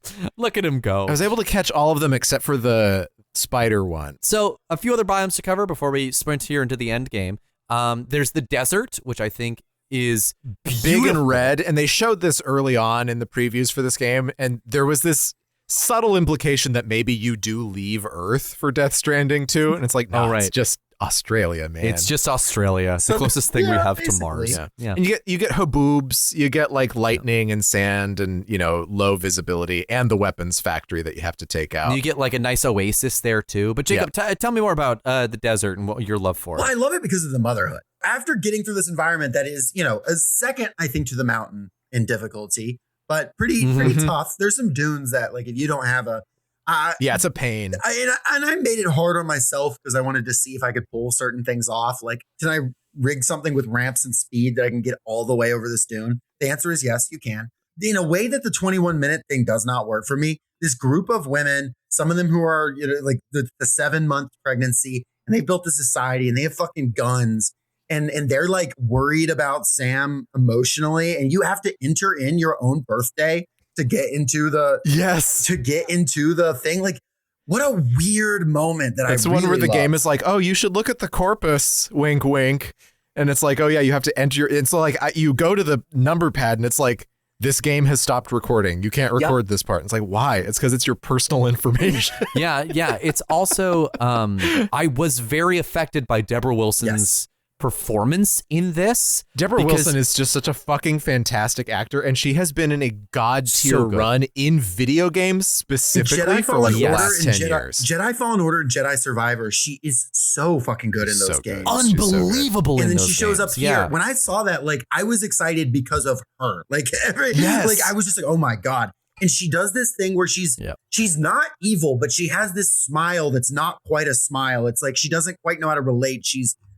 First I was like, is this like showing something sinister? No, it's not sinister. She's just like not sure how to relate to Sam, almost like as a man. She's having trouble communicating with a man for fair reasons.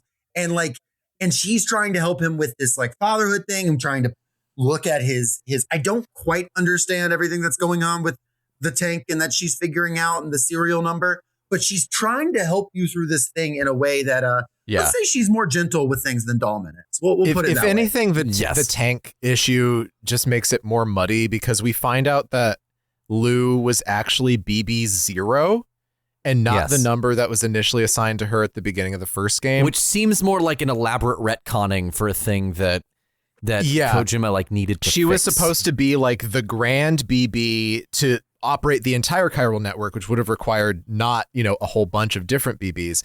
This doesn't make a whole lot of sense considering that she's still not the first BB because you were. Right. Yes. Because Sam was and Sam may not have even been the first, but Sam was a BB, like 30 years before she was. So I don't entirely understand, like you were saying, Jacob, what's happening here. Yeah. But I think that it poses a question that all apocalyptic media has to cover at some point, which is just like the human race has died out.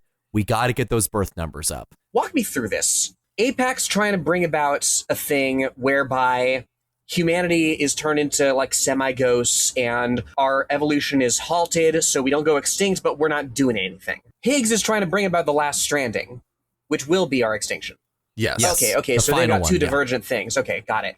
Yes, he was using them. APAC generally just wants to, I think, just put everybody in San Junipero. Because they can control them entirely and there will never be another void out. And they're seeking a zero void out policy, which seems to be a pointed reference to zero COVID. Well, this game is also extremely pro-vaccine, right? Vaccines are given a lot of weight at the beginning of the game. Also, when Tomorrow shows up, she's given an entire round of vaccines. Yeah, that's right. But it does seem to see any kind of policy that isolates people from other people as being bad. Yes. Even though it's a world that has already necessitated this, in a way that was it was before COVID, And so I don't know that it fully knows how to square the circle of all those things. It definitely doesn't land, whether or not they're trying to land. You might ask the creators and they might say, oh, we were not trying to fully give answers. And the motherhood is a referencing something about the nature of war. We don't really have wars in Death Stranding, but again, he's still rehashing some stuff from Metal Gear Solid. But that women and children are the first casualties of any conflict. I would argue that in Higgs's case specifically, all he does is crime. He spreads violence, he spreads unrest, and he specifically wants to wipe everyone out because he does not believe that they can coexist in peace, which again, that's Metal Gear Solid from what I understand. Yeah, I mean, he is working hand in hand with a server system that has not necessarily even become sentient, but has its own goal in mind in order to bring war to every corner of the world, which is what Liquid Ocelot does in the Metal Gear Solid series with the Patriots. It works better in a context of a story that is about war that has also had a couple of decades to cook. Here, it's like, well, right now it's just like brigands. They're miscreants. They are not fronts. We kind of have an Australian government, but it's like the Australian government in On the Beach, which is just like a guy somewhere who's like, I was in Parliament at one point, and so I can issue some things, but that's about it. and no real power. And for some reason still enforce fishing law. I honestly think that Higgs is less Christ, more Antichrist, right? And I think self-described Antichrist. Like I think he would self-describe in those terms. He is giving himself the crown of thorns. He has gone through the desert, right? He has gone through the beach, through these tens of thousands. And when he was offered by Satan the kingdoms of the world, he took it. You know what I mean? Like, he sure did. He took these offers and was willing to sacrifice humanity. And I think, and it is interesting that you have your next big encounter with Higgs directly after the motherhood. You have one of the only actually difficult combat sections in the game for me. Was right here, this big fight you have with Higgs in the desert. In the factory. In the factory. Yeah. Yeah, In the factory. that's You right can off the sneak desert. your way through the factory and get out okay, but if you Not can't, if you're using grenades. No, not if you're using grenades. Yeah, but if- Brian, and I was committed at that if the point. sneak gets blown, then all of a sudden every robot in that area comes after you.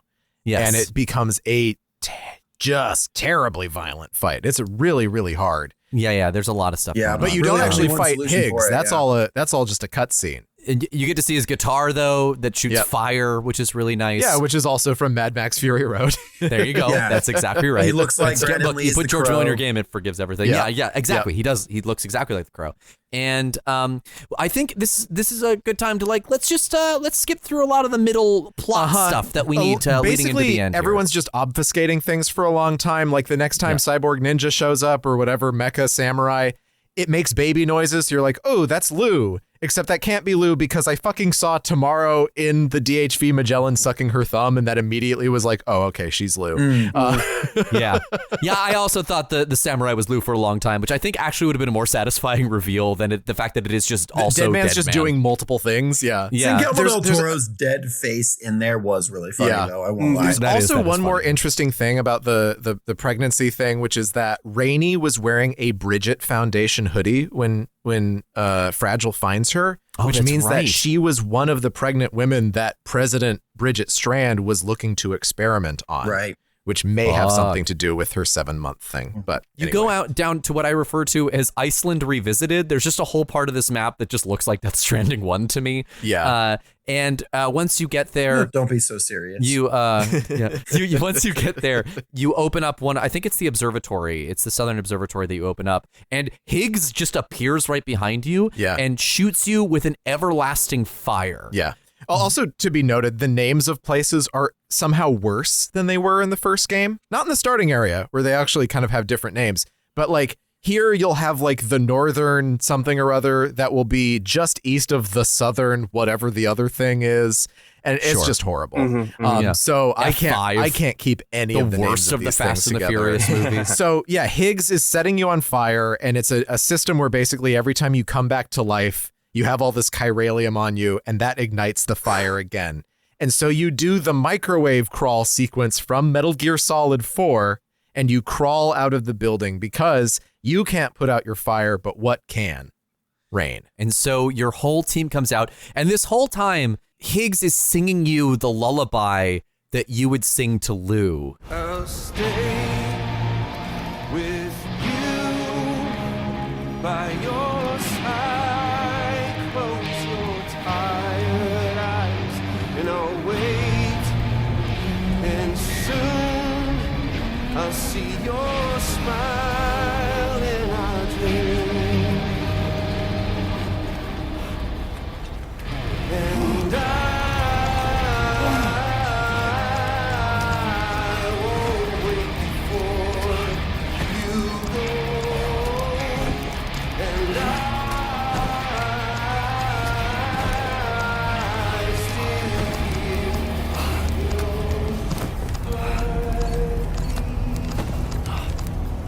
It turns out that he can be defeated, and it is by Tomorrow. Tomorrow comes in and kicks the ever-living shit out of him. Yeah, because Tomorrow can fight like crazy. She's really strong. This is also not Higgs fully, right? He's just using his spirit to possess one of the ghost mechs. Yeah, this is a puppet operated by him, just in the same way that the Ka of Dollman has inhabited a doll and is operating that. And just in the same way that a very living person, it's Die Hard Man, is operating Charlie. It turns out that that Rainey comes out and is able to shower Sam with rain, and it puts out the fire. And the song plays, and you hear the kids like shouting. Everybody comes together. Fragile is there. You don't get. I wish Tarman was out there too, but he's just inside the ship that has shown up and is firing support for you and everything. This is a moment that they tried to get in the first game and couldn't quite nail, and they nail it here. I think they absolutely do. It shows that this Sam, who was once so alone, has this family that supports him, and it's growing. Right. It's even more friends now come into the fold, even though they've lost some of them. There will always be those who can replace them. And Tomorrow had been cursed with this time fall thing where she rots apples the moment that she touches them, or ages anything that she touches. But she can actually control it now. Yeah. She can ripen the apple and then stop it and manage to eat it. what else we get? We get a coffin surfboard. I just love riding this fucking shit. It's so sick. Again, inspired by Moby Dick, where at the end of the story, what is Ishmael saved by? A coffin surfboard. Queequeg's coffin. Yeah. That coffin surfboard. I found the mechanics fairly opaque. I find the surfboard, it should be more useful than it is, but it's blocked off to anything that's not on the chiral network, so you can't ever take it to a new place. Yeah, it's kind of fragile, too. It gets busted up pretty easily. It's like they made a version of it that they thought was too overpowered, and so then that's all that you would use. And so they wanted you to still feel free to interchange. What it ends up doing is just makes me use the truck everywhere I go. Same. And I ended up having one truck that I preserved the entire game, and I kept driving. I kept finding it when I would lose it and driving it back to places. I love that. Unfortunately, in the post game, it did end up finally meeting its maker, but I managed to preserve it over many, many hours. The coffin board was fun to fuck around on. I like it in the mountains. The coffin board is fun on the mountains. Yeah. So anyway, you link up all of Australia. We did it. And then the plot comes back. Again, it's the same structure. It's the same cascading number of plot beats that we couldn't fit into the main game, but it just works so much better than the first game. There was never a point in my first playthrough. It's different on my second playthrough. There was never a point in my first playthrough where I was like, oh my God, just fucking whatever. Okay, that's what we're doing now. But like, again, it's because it's so colorful, it's so vibrant, it allows a moment to just hit and move on. Sam finally discovers, Lou wasn't there the whole time.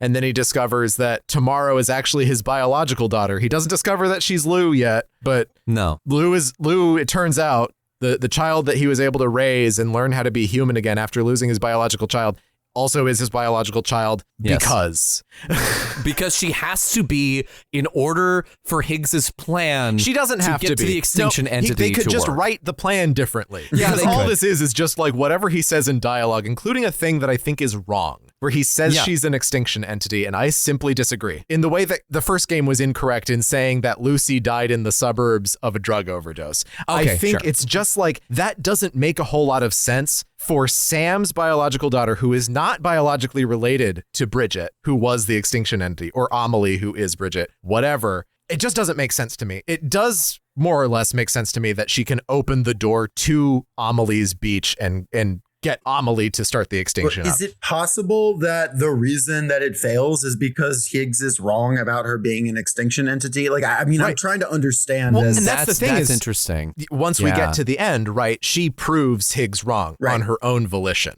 Mm-hmm. Yes. We also find out that the president of APAC is not the president and is in fact a hive mind of 4,000 people and computer servers. Briefly turns, he's got these crabs crawling all over him.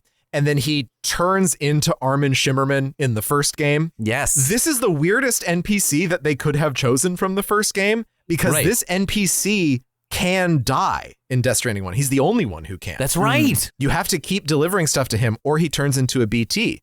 He's the elder on top of the mountain. And in this timeline, he moved to, let's say, Denver. I don't know. He moved to a city. Yes. And then the city had a void out, but the city also had this big data center, and the data center ended up on the beach. And so now it is a data center that has merged with all of the dead souls and is deciding that it's going to trap all of humanity within a beach computer. And all of this happens in what I call the Remedy sequence, because it's like you're playing a Remedy game all of a sudden. Yeah, you walk around the corner and he keeps walking around a corner and disappearing and then appearing in the distance.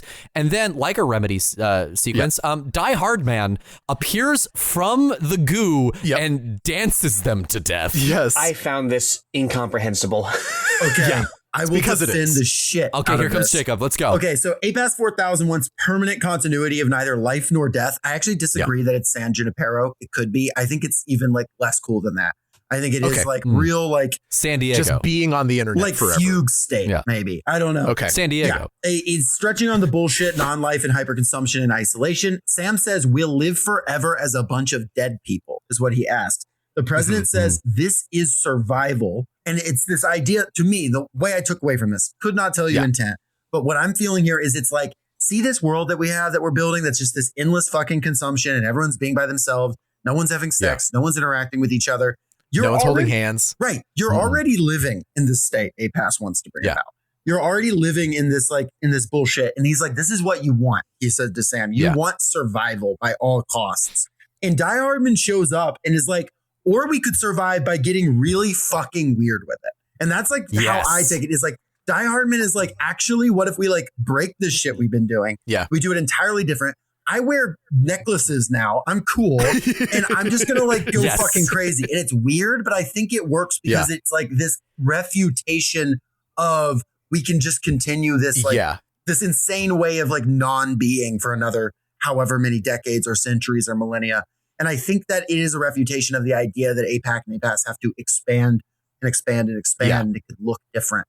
I don't know that they're going to continue that thematically forward, but that's what I got out of this moment. Yeah, he solves the moment through dance, which is what? Movement. And they talk so much about the power of movement. The DHV Magellan, the plate gates, they allow you to move freely between different nations. People can combine from different cultures and perspectives and genders and races and everything. Whereas if you keep putting guns in everyone's hands, that separates them out further. If that person has guns, well, I'm going to need guns too. And you know, you're going to Metal Gear, perhaps. Right. If you're the VTuber in the game, you're planting all those mines outside of your place, which attack anyone who comes by them unless they wear the special camo. And so like it's that expression of movement through dance. Well, Brian, you mentioned DHV Magellan. Yes. What does DHV stand for? Oh, though. Well, Die Hardman's vessel, of course. What? There's a double meaning in something? Whoa! So it has the same thing where it's like we built the chiral network, which creates the network that can destroy the world, but also no, we're not going to do that because we have the power of reforms. Yeah. And so here it's like we had a programmer. Yeah. Our company is called Drawbridge. Why is that? Because a drawbridge can separate the virus of this computer from the good computers on the side of the living world. Also, what is a drawbridge? What is the symbol of a drawbridge? A bridge pulling up at two sides, but two thumbs going up, facing each other. Son of a bitch. Because he's done with just the word puns. He is doing fully visual puns as well. Let's fucking The drawbridge is the thumbs up, and the thumbs up is, of course, the symbol from the beginning of the first game that connects everybody. We all say we like each other. The plate gates themselves, they're two hands reaching for each other. Yeah. Oh my God, that's right. Brian, literally, and Lenore, both of you, this is like finding out that there's the arrow in the FedEx logo. Like this is blowing my fucking mind. But no, I love this moment is for me pure adrenaline. I do not completely understand all the mechanics of the Cupid or whatever. I don't really care. Nor should you. I do not care. Do not want to know. Don't tell me. But the way this makes me feel, I love it. And he's going around, he's patting everyone on the shoulder, and they're waking up, and the president guy is freaking out, and it's beautiful. And Tommy Earl Jenkins is looking very handsome, and I'm just having a very good time. Oh, he looks beautiful in this. It's so great because magnificent. You could tell in Death Stranding 1, he's given nothing to do.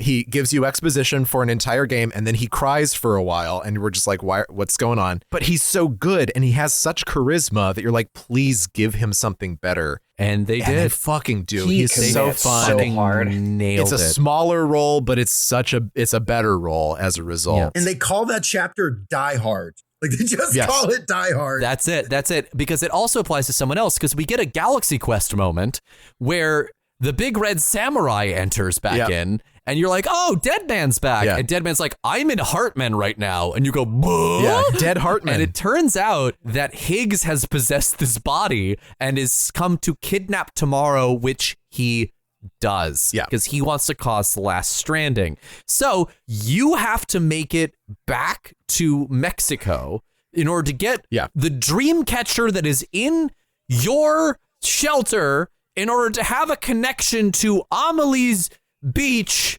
in order to stop Higgs, because that's where Higgs has gone, because he also has a dream catcher that belonged to Amelie. Well, so you're actually not getting the dream catcher. This is another thing that the game does really weirdly, is that it shows you, Sam like flashes back to his house and you see the dream catcher hanging there. That's from the first game, blah, blah, blah. So that's what he went there to get. That's what Higgs went there to steal. Yeah, Higgs went to get the dream catcher. And so you're not getting it. And they clean this up with like a little bit of dialogue while you're on the bike or whatever. And Dollman's like, oh, actually, you need to get something else. Meanwhile, on Instagram in-game, you're getting all of these messages as though Sam is posting these messages 6 months ago, 8 months ago, where he's talking about the development of Lou. But it's just Higgs taunting you all the way back. It's so wrenching. The landscape, the sky is getting weird. Yeah. You know, you're seeing whales in the sky. You know, that like portal realm that you've gone through is now becoming the inside. Yeah, Mexico outside. is just like an ocean floor at this point. Australia is in a perpetual sunset. And if you do a lot of delivery missions before you actually go back to Mexico, you realize, oh, the time cycle has stopped. Then you fight a giant Japanese spider crab. It's huge. This is a really fun Big battle. crab right by old northern Knot City. Except for the part where it rains like those like jellyfish BTs down on you, and you're stuck looking up on it, and your perspective like you can't swivel around to see the fucking things. Yeah. And this is why they give you the weapon to fight this guy. I tried to fight him with so many other different weapons, but you're supposed to use the guitar here, and because it's supposed to be like, it's hey, faster than the rockets, so you can aim it. You got this new toy. We're going to show you how to use it in this boss battle. However, if you've gotten the rocket launchers that auto lock and aim and can shoot their rockets, that's what you should use. I was stubborn on this section. And grenades. I used grenades. King shit. Truly. All grenade run. Come on. I wish I could say it was a perfect all grenade run. I did actually have the rifle to shoot the jellies as they came down at me because grenades were useless for that. But the guitar is sick. The guitar is cool. It uses your chiral crystals, which you'll probably have plenty of. A trillion at this point. Yeah, at this point. So you can shoot them, and you can also use it as a swinging weapon. So it's like a blade as well. And after you defeat the giant crab, you're able to make it back to your shelter. And once you do, you are able to make it back to the beach, to Amelie's beach. Specifically, Fragile's final jump. So Fragile knows that she's going to die. I love emotionally what this jump and the jump back do, because you get to see everybody that everyone left behind. You see Tarman's son. You see Fragile. You see Dollman's body as well. You see an entire Fatia Keen in there, all kind of gathered in this circle, with Tommy Earl Jenkins just kind of hanging out in the middle. He's staring at the camera. He's giving it a little smile. Yeah, and you get Mama and Lachna there too. It's reminding you, like, no, these souls are still with you. And even those that you have lost are part of your community. And so you fly into the beach, and then the Magellan turns into a kaiju with Hartman and Deadman piloting it like in Pacific Rim. And it gives you likes. And it gives you likes every time it destroys a big BT. No, like in Pacific I love Rim. This game so fucking much. Who directed Pacific Rim? Don't worry about it. It's Guillermo del Toro. Wow. It's also sort of like a Metal Gear. You fight Higgs, you get into the same fisticuffs that you did in the first game. It turns into like a Street Fighter match, right? The fight with Higgs starts as a little guitar fight where you're in the Remedy area again, like you're in control. And there's a whole playable section where you run down a beach and basically don't do anything. Yeah. You just wait for the next cutscene. Yeah, if you're me, you're just watching the kaijus fight in the distance. Yeah. As you fight Higgs, it does the fight from Death Stranding 1, which was itself the fight from Metal Gear Solid 4. It frustrates me, because that moment was so specifically drawn to close out this incredibly long series, and then it had a very pale imitation in Death Stranding 1. And here it has another pale imitation, but it is a little bit more fun because now it's Dark Souls and you can roll. And then also then it becomes Soul Calibur, and then it becomes Street Fighter. It was thematically weird. I was having a good time doing it. That's same. But I will say that I've actually never played the Metal Gear games, any of them. Is a thing I know. Lenore, have you played any Metal Gear games? I only played the third one. I played that through the end. I haven't touched the others. Yeah, because I know AJ hasn't played that series. Josh hasn't played that series, so I am alone. I am alone here, much like Sam Porter Bridges or Solid Snake. Yes, Kojima seems to put everything that he doesn't like about himself into Higgs, I think, including his latent homosexuality. This is just him repeating himself. It's a thing he doesn't like about himself. And Higgs makes Sam do this. And as a matter of fact, he also makes you kill Solid Snake, because Neil Vanna, every time you fight him in a boss fight, he puts a little bandana around his head to look exactly like Snake. And then you kill him. You finally kill him. And then the next times that you see Neil Vanna all the way to the end of the game, he never wears it. It's like, it's something he kind of has to get out of his system now. Yeah. And particularly because at the end of this Higgs boss fight, when Tomorrow gets sucked into the last Stranding's extension entity, which I think it's just Amelie again. It's Amelie's beach. Yeah, it's just Amelie's Grand Beach, which she had, I guess, sealed off. I don't fucking know. But like, yeah. Either way, she opens up through the this beach. giant womb, which is what Kojima sort of imagines like heaven or the afterlife being a womb that we are birthed into the middle part of the world and then birthed into our world. So now we have this Evangelion 2001: A Space Odyssey Paprika moment where Tomorrow reemerges as baby Lou once more. Giant baby Lou. Yes. Who fully eats Higgs alive and then stomps on his spirit to kill it forever. And the moment that I saw this, I was like, he's not killed forever. This is totally the setup for the sequel, is now Higgs is inside Lou. Like, and that's going to be the whole story of the next Death Stranding. Like Keanu Reeves in the entirety of Cyberpunk, just like you taunting you. Yes. Or I would say Arkham Knight. This is the final of the Arkham trilogy, because it's going to be the Joker taunting Batman from beyond the grave, because they're like, yeah, I mean, the Joker died, and technically that's true. It's just a figment of Batman's imagination. But that being said, yes, the third one, I 100% think Higgs is going to like be a ghost man hanging out. And it works, this moment, bizarre as it is, it works as a moment of, okay, like I've been born into this like extinction entity destiny, or, you know, events have contrived to lead me in this direction, but I can still make this decision. I still have the autonomy to say, no, we're going to continue. We're going to build this project of humanity however we can, despite our previous sins, which doesn't really engage with the legions of bodies that the UCA and the new like resurgent world is built on. But, you know, as a rage against the dying of the light, it certainly does work. Well, I also think it's because it taps so much into the grief narrative, right? This is about Sam finally letting go of the loss and guilt of losing Lou, and what he gets for that sacrifice is he gets Lou back, albeit a very different form of her. Right. He gets to be Angel or Miles O'Brien and get his child back as a grown-up. That was another clever little thing. The tagline for this whole thing has been "Tomorrow's in your hands," right? Because tomorrow starts the game in your hands because she's the baby. This scene kind of wraps. You are redoing basically a copy of the very beginning of the game. You re-experience that moment from the beginning of the game with Tomorrow in your hands. Right. It's just snowy, but it's also a fantasy. He doesn't actually get to have that moment back. He doesn't get to have her back as a baby. He has to contend with the Which I appreciate. That would have been a a little too clean. Getting Tomorrow back, I think it earns that Tomorrow is back. I do think it earns that. I do not think that would have been good to actually just be like, oh, and then there was nothing bad ever. Yeah. Like, no, there has to be the horror involved. And part of the horror is that in the next game, as you play as Tomorrow, Higgs will tell you all the things he wants to do to your father, to your father. Yes, like, absolutely. Yeah. So everyone gets back together. We end up being able to jump back. We find out that Fragile not only is dead because she did the final jump, but has been dead the whole time. For reasons. Because she died on the beach. Don't worry time about doesn't work the same. It does not matter. What is important here is that we get sort of the resolution of Neil Vanna's whole arc.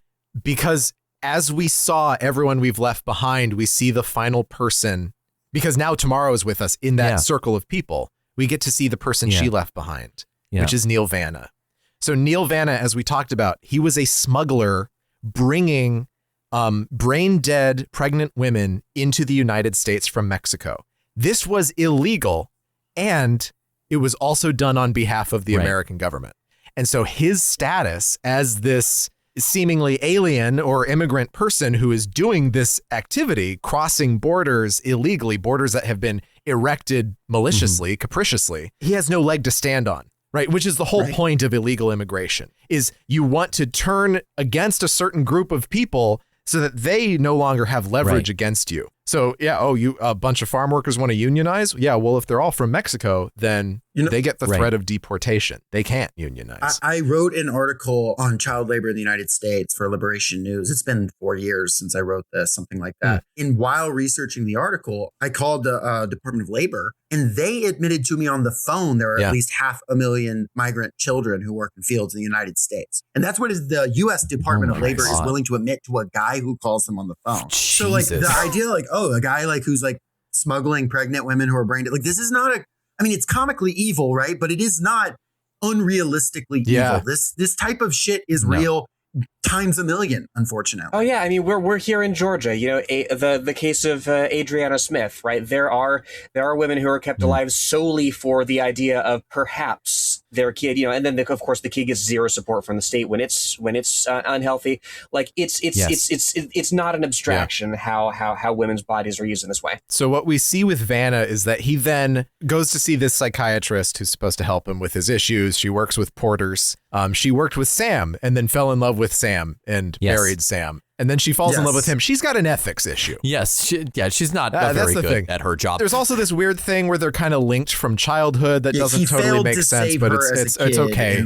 And when their town fell to BTs. Yeah. And they both have the Pisces symbol burned into their hands from this right. And people under certain star signs are more like they have a predilection towards having dooms. Yeah, because and Pisces is one of them. Fault is in the stars. Yes. Thanks, John Green. That might have been the Stranding. The original Death Stranding. It's a little. It doesn't say it outright, but that might be what happened. That's what I interpreted it as. Like the initial disaster. It's a little unclear as to when things happened because then those two guys also say that they're 100 years old. Anyway. Yeah, Mr. Impossible. So Lucy, Sam's wife, who is now dating Neil Vanna behind the scenes while Sam is out doing deliveries, she's played by Alyssa Jung, a German actress, and Neil Vanna is played by Luca Marinelli, an Italian actor who just played Mussolini in that miniseries M. Oh shit! Which is supposed to be really good. I haven't watched it. He was really great in that. They are also married. Oh, wow. They're an actual couple.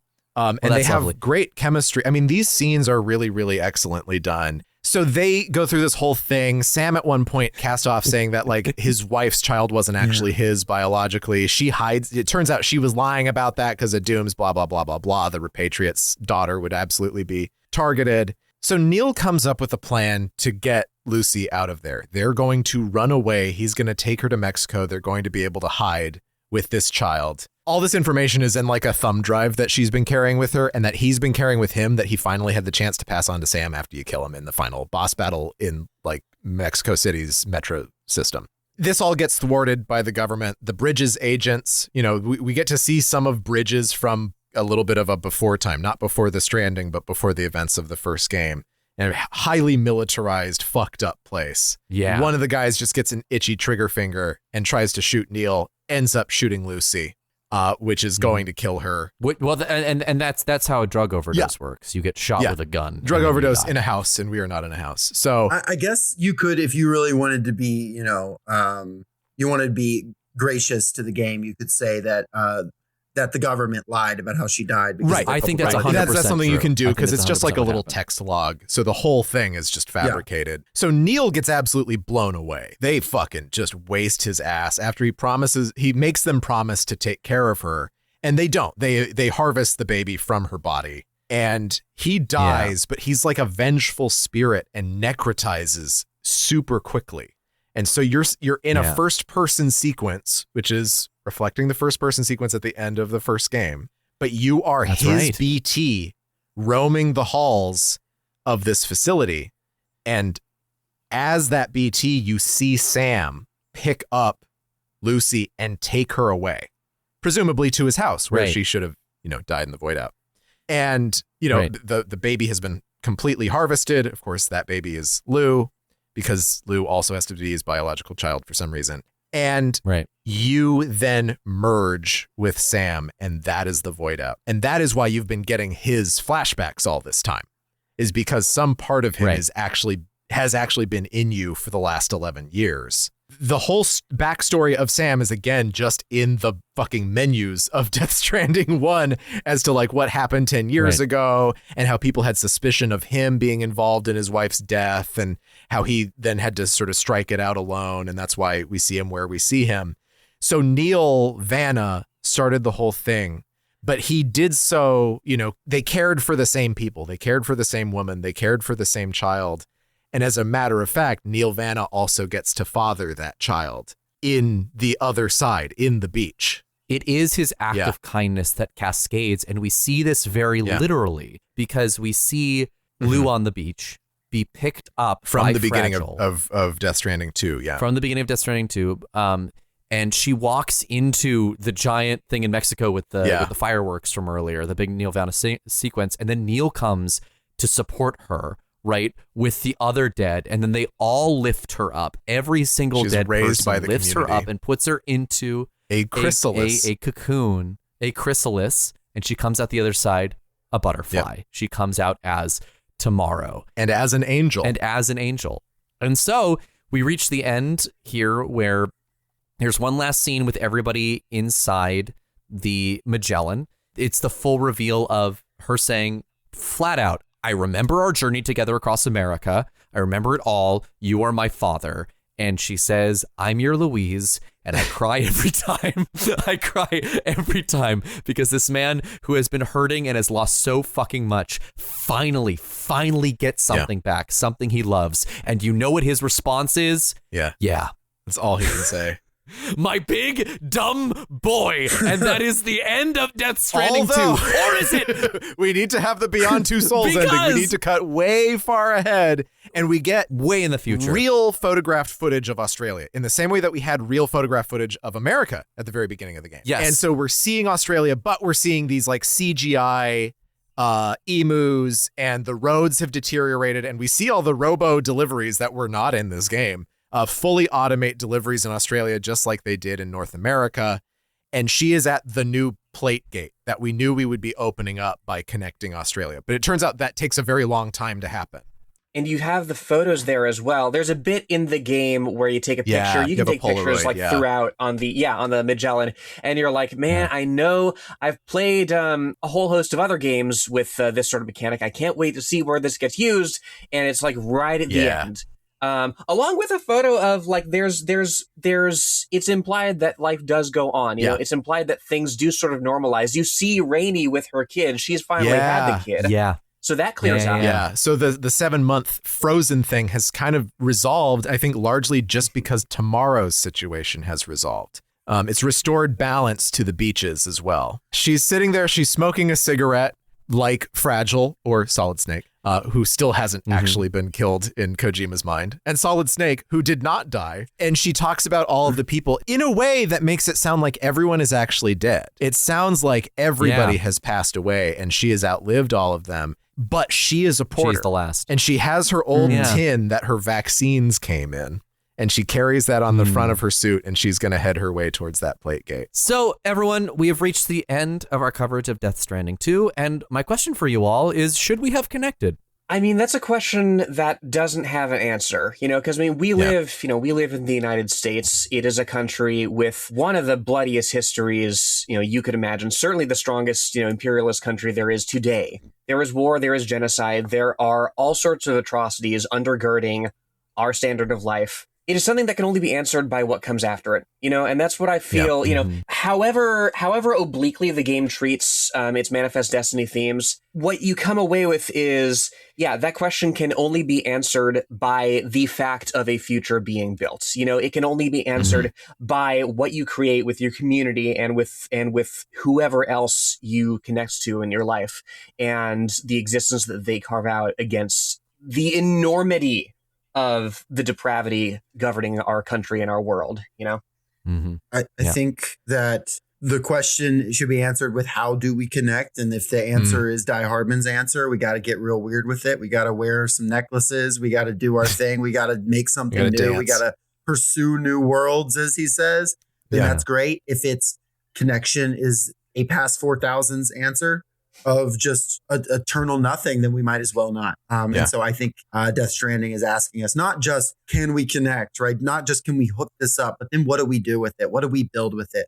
Once you've expanded the chiral network, what kind of crazy structures are you going to put together?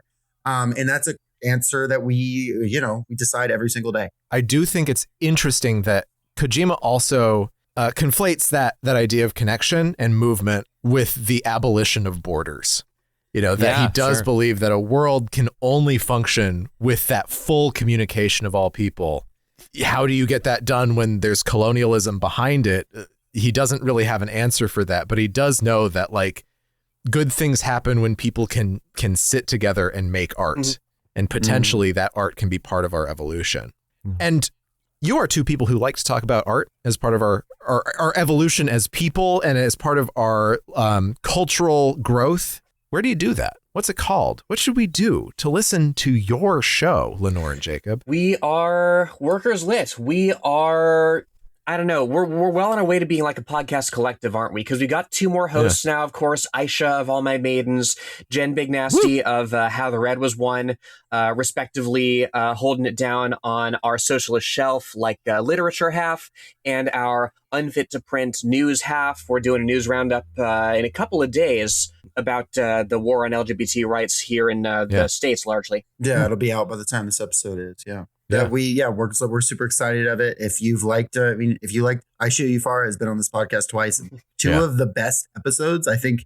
Y'all made the Silent Hill 2 episode is like, I don't know, maybe y'all's best episode ever. I re-listen to that once a month. Yeah. Oh, that's so sweet. So good. That was such a nice one to do too, because she came up here and we got together. ramen afterwards. It was a whole wonderful time. She described y'all as a quote unquote chill hang. So that's all we can hope for, because we are not chill. So we have a great crew we're getting to do stuff with. We're getting to talk about art, and then we're getting to talk about the things that are currently going on in the world. And diving into different political issues, which we think are deeply interconnected for the reasons we stated there. I also have a book that is out now. There are some shipping delays because of tariffs, but it is what it is. You can order it now. You can order it through a local bookstore, order it online. You can get the ebook directly through Collective Ink or wherever you get your ebooks. And what's the title of that book again? And it is They Called Her Rebel, a fantasy novel about late stage capitalism, people power, and queer love. So, if you like lesbians with lasers, if you like progressive politics, if you like alcoholic orcs who are actually really fun to hang out with, any of those things, I think you'll enjoy the book. I had a really good time putting it together. Hopefully people enjoy it. So you've described the exact demographic that listens to our podcast. Exactly. I used to hang out with a bunch of alcoholic orcs back when I lived in Orc City. Yeah. God. I live in New York City.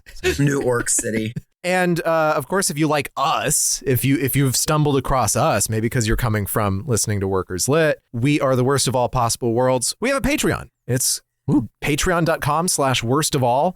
Every other week, of course, we put out these like 3-hour-long episodes for free. And then every other week, we do a 3-hour-long episode that you get like a half hour of for free. And then you got to pay for the rest of it because we do this as our job. And if you subscribe to us over at the Worst of All Possible Worlds Patreon, that's patreon.com/worstofall, you get access at the $5 tier to not just the premium episodes, but also an extra monthly thing called Fancy Movie Time, which is just me and AJ talking about interesting movies that have been made all over the years, often foreign films and art films, but sometimes the stuff AJ likes, which is, of course, Hollywood trash. Yes, that's true. Like broadcast news, which is actually a really lovely movie. Really good movie. Yeah.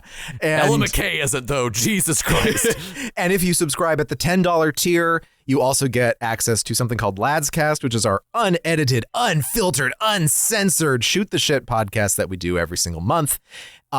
These are also available as yearly subscriptions right now for the month of December only. You can subscribe for an entire year at 20% off. Ooh. Also, for this month only, we have a store. I mentioned it at the beginning in the little preview thing, but it's store.worstpossible.world. We are selling merch like AJ's Horse Corner t-shirts, He What hats, and various things containing our logo, including a hoodie that I'm very proud of that has a picture that I took of Josh using a prism lens where he is dressed as Voltaire. But aside from that, that's our thing. And I'm wearing a Worst of All Possible Worlds shirt right now. That's right. And a little hack, you can actually cut the sleeves off. That's allowed. You can. And Cool Voltaire remains on the shirt. He actually did not leave from me doing that. You can get those grenade launchers out. Yeah, just you gotta let them loose. So if you like us and you're not able to spend the money right now, at least give us 5 stars over at whatever podcast app you like to use, and maybe even write a little written review. It's nice. Yeah. It's nice for us to see more than anything else. But it's also good for the algorithm. It's a nice little. Yeah, it's good. It's good for both. So we've talked a lot today about this question: should we have connected? Which is the framing that Kojima, I think, wanted us to view this game through. That was the lens, but he couldn't really get out of the way of the personal lens that he crafted the game through, which was grief. And it was his fear of death. Sam Porter Bridges goes on a walkabout through Australia carrying an empty symbol of the loss of his surrogate child that we find out, of course, is his real child. And the thing that strikes me most about this game is how solitary it is for so much of it, because that is ultimately how you have to endure grief. Yeah. Is by yourself. And that's scary and that's terrifying. But the thing that ultimately gets him through it, the thing that ultimately gets him on the other side, are the people that he loves that are around him, and even the single act of kindness by a man he didn't know, that, albeit was having sex with his wife, but a single act of kindness that cascades to the point that can eventually save Sam Porter Bridges from his grief. One selfless act. And if we're talking about building a better world, I think it starts with doing one kind, selfless thing for somebody else, taking one single step to climb that mountain, and not just surviving, but getting really fucking weird with it. I'm the worst of all possible AJs. And I'm the worst of all possible Brians. See you next week. This was a lot like Ride with Norman Reedus.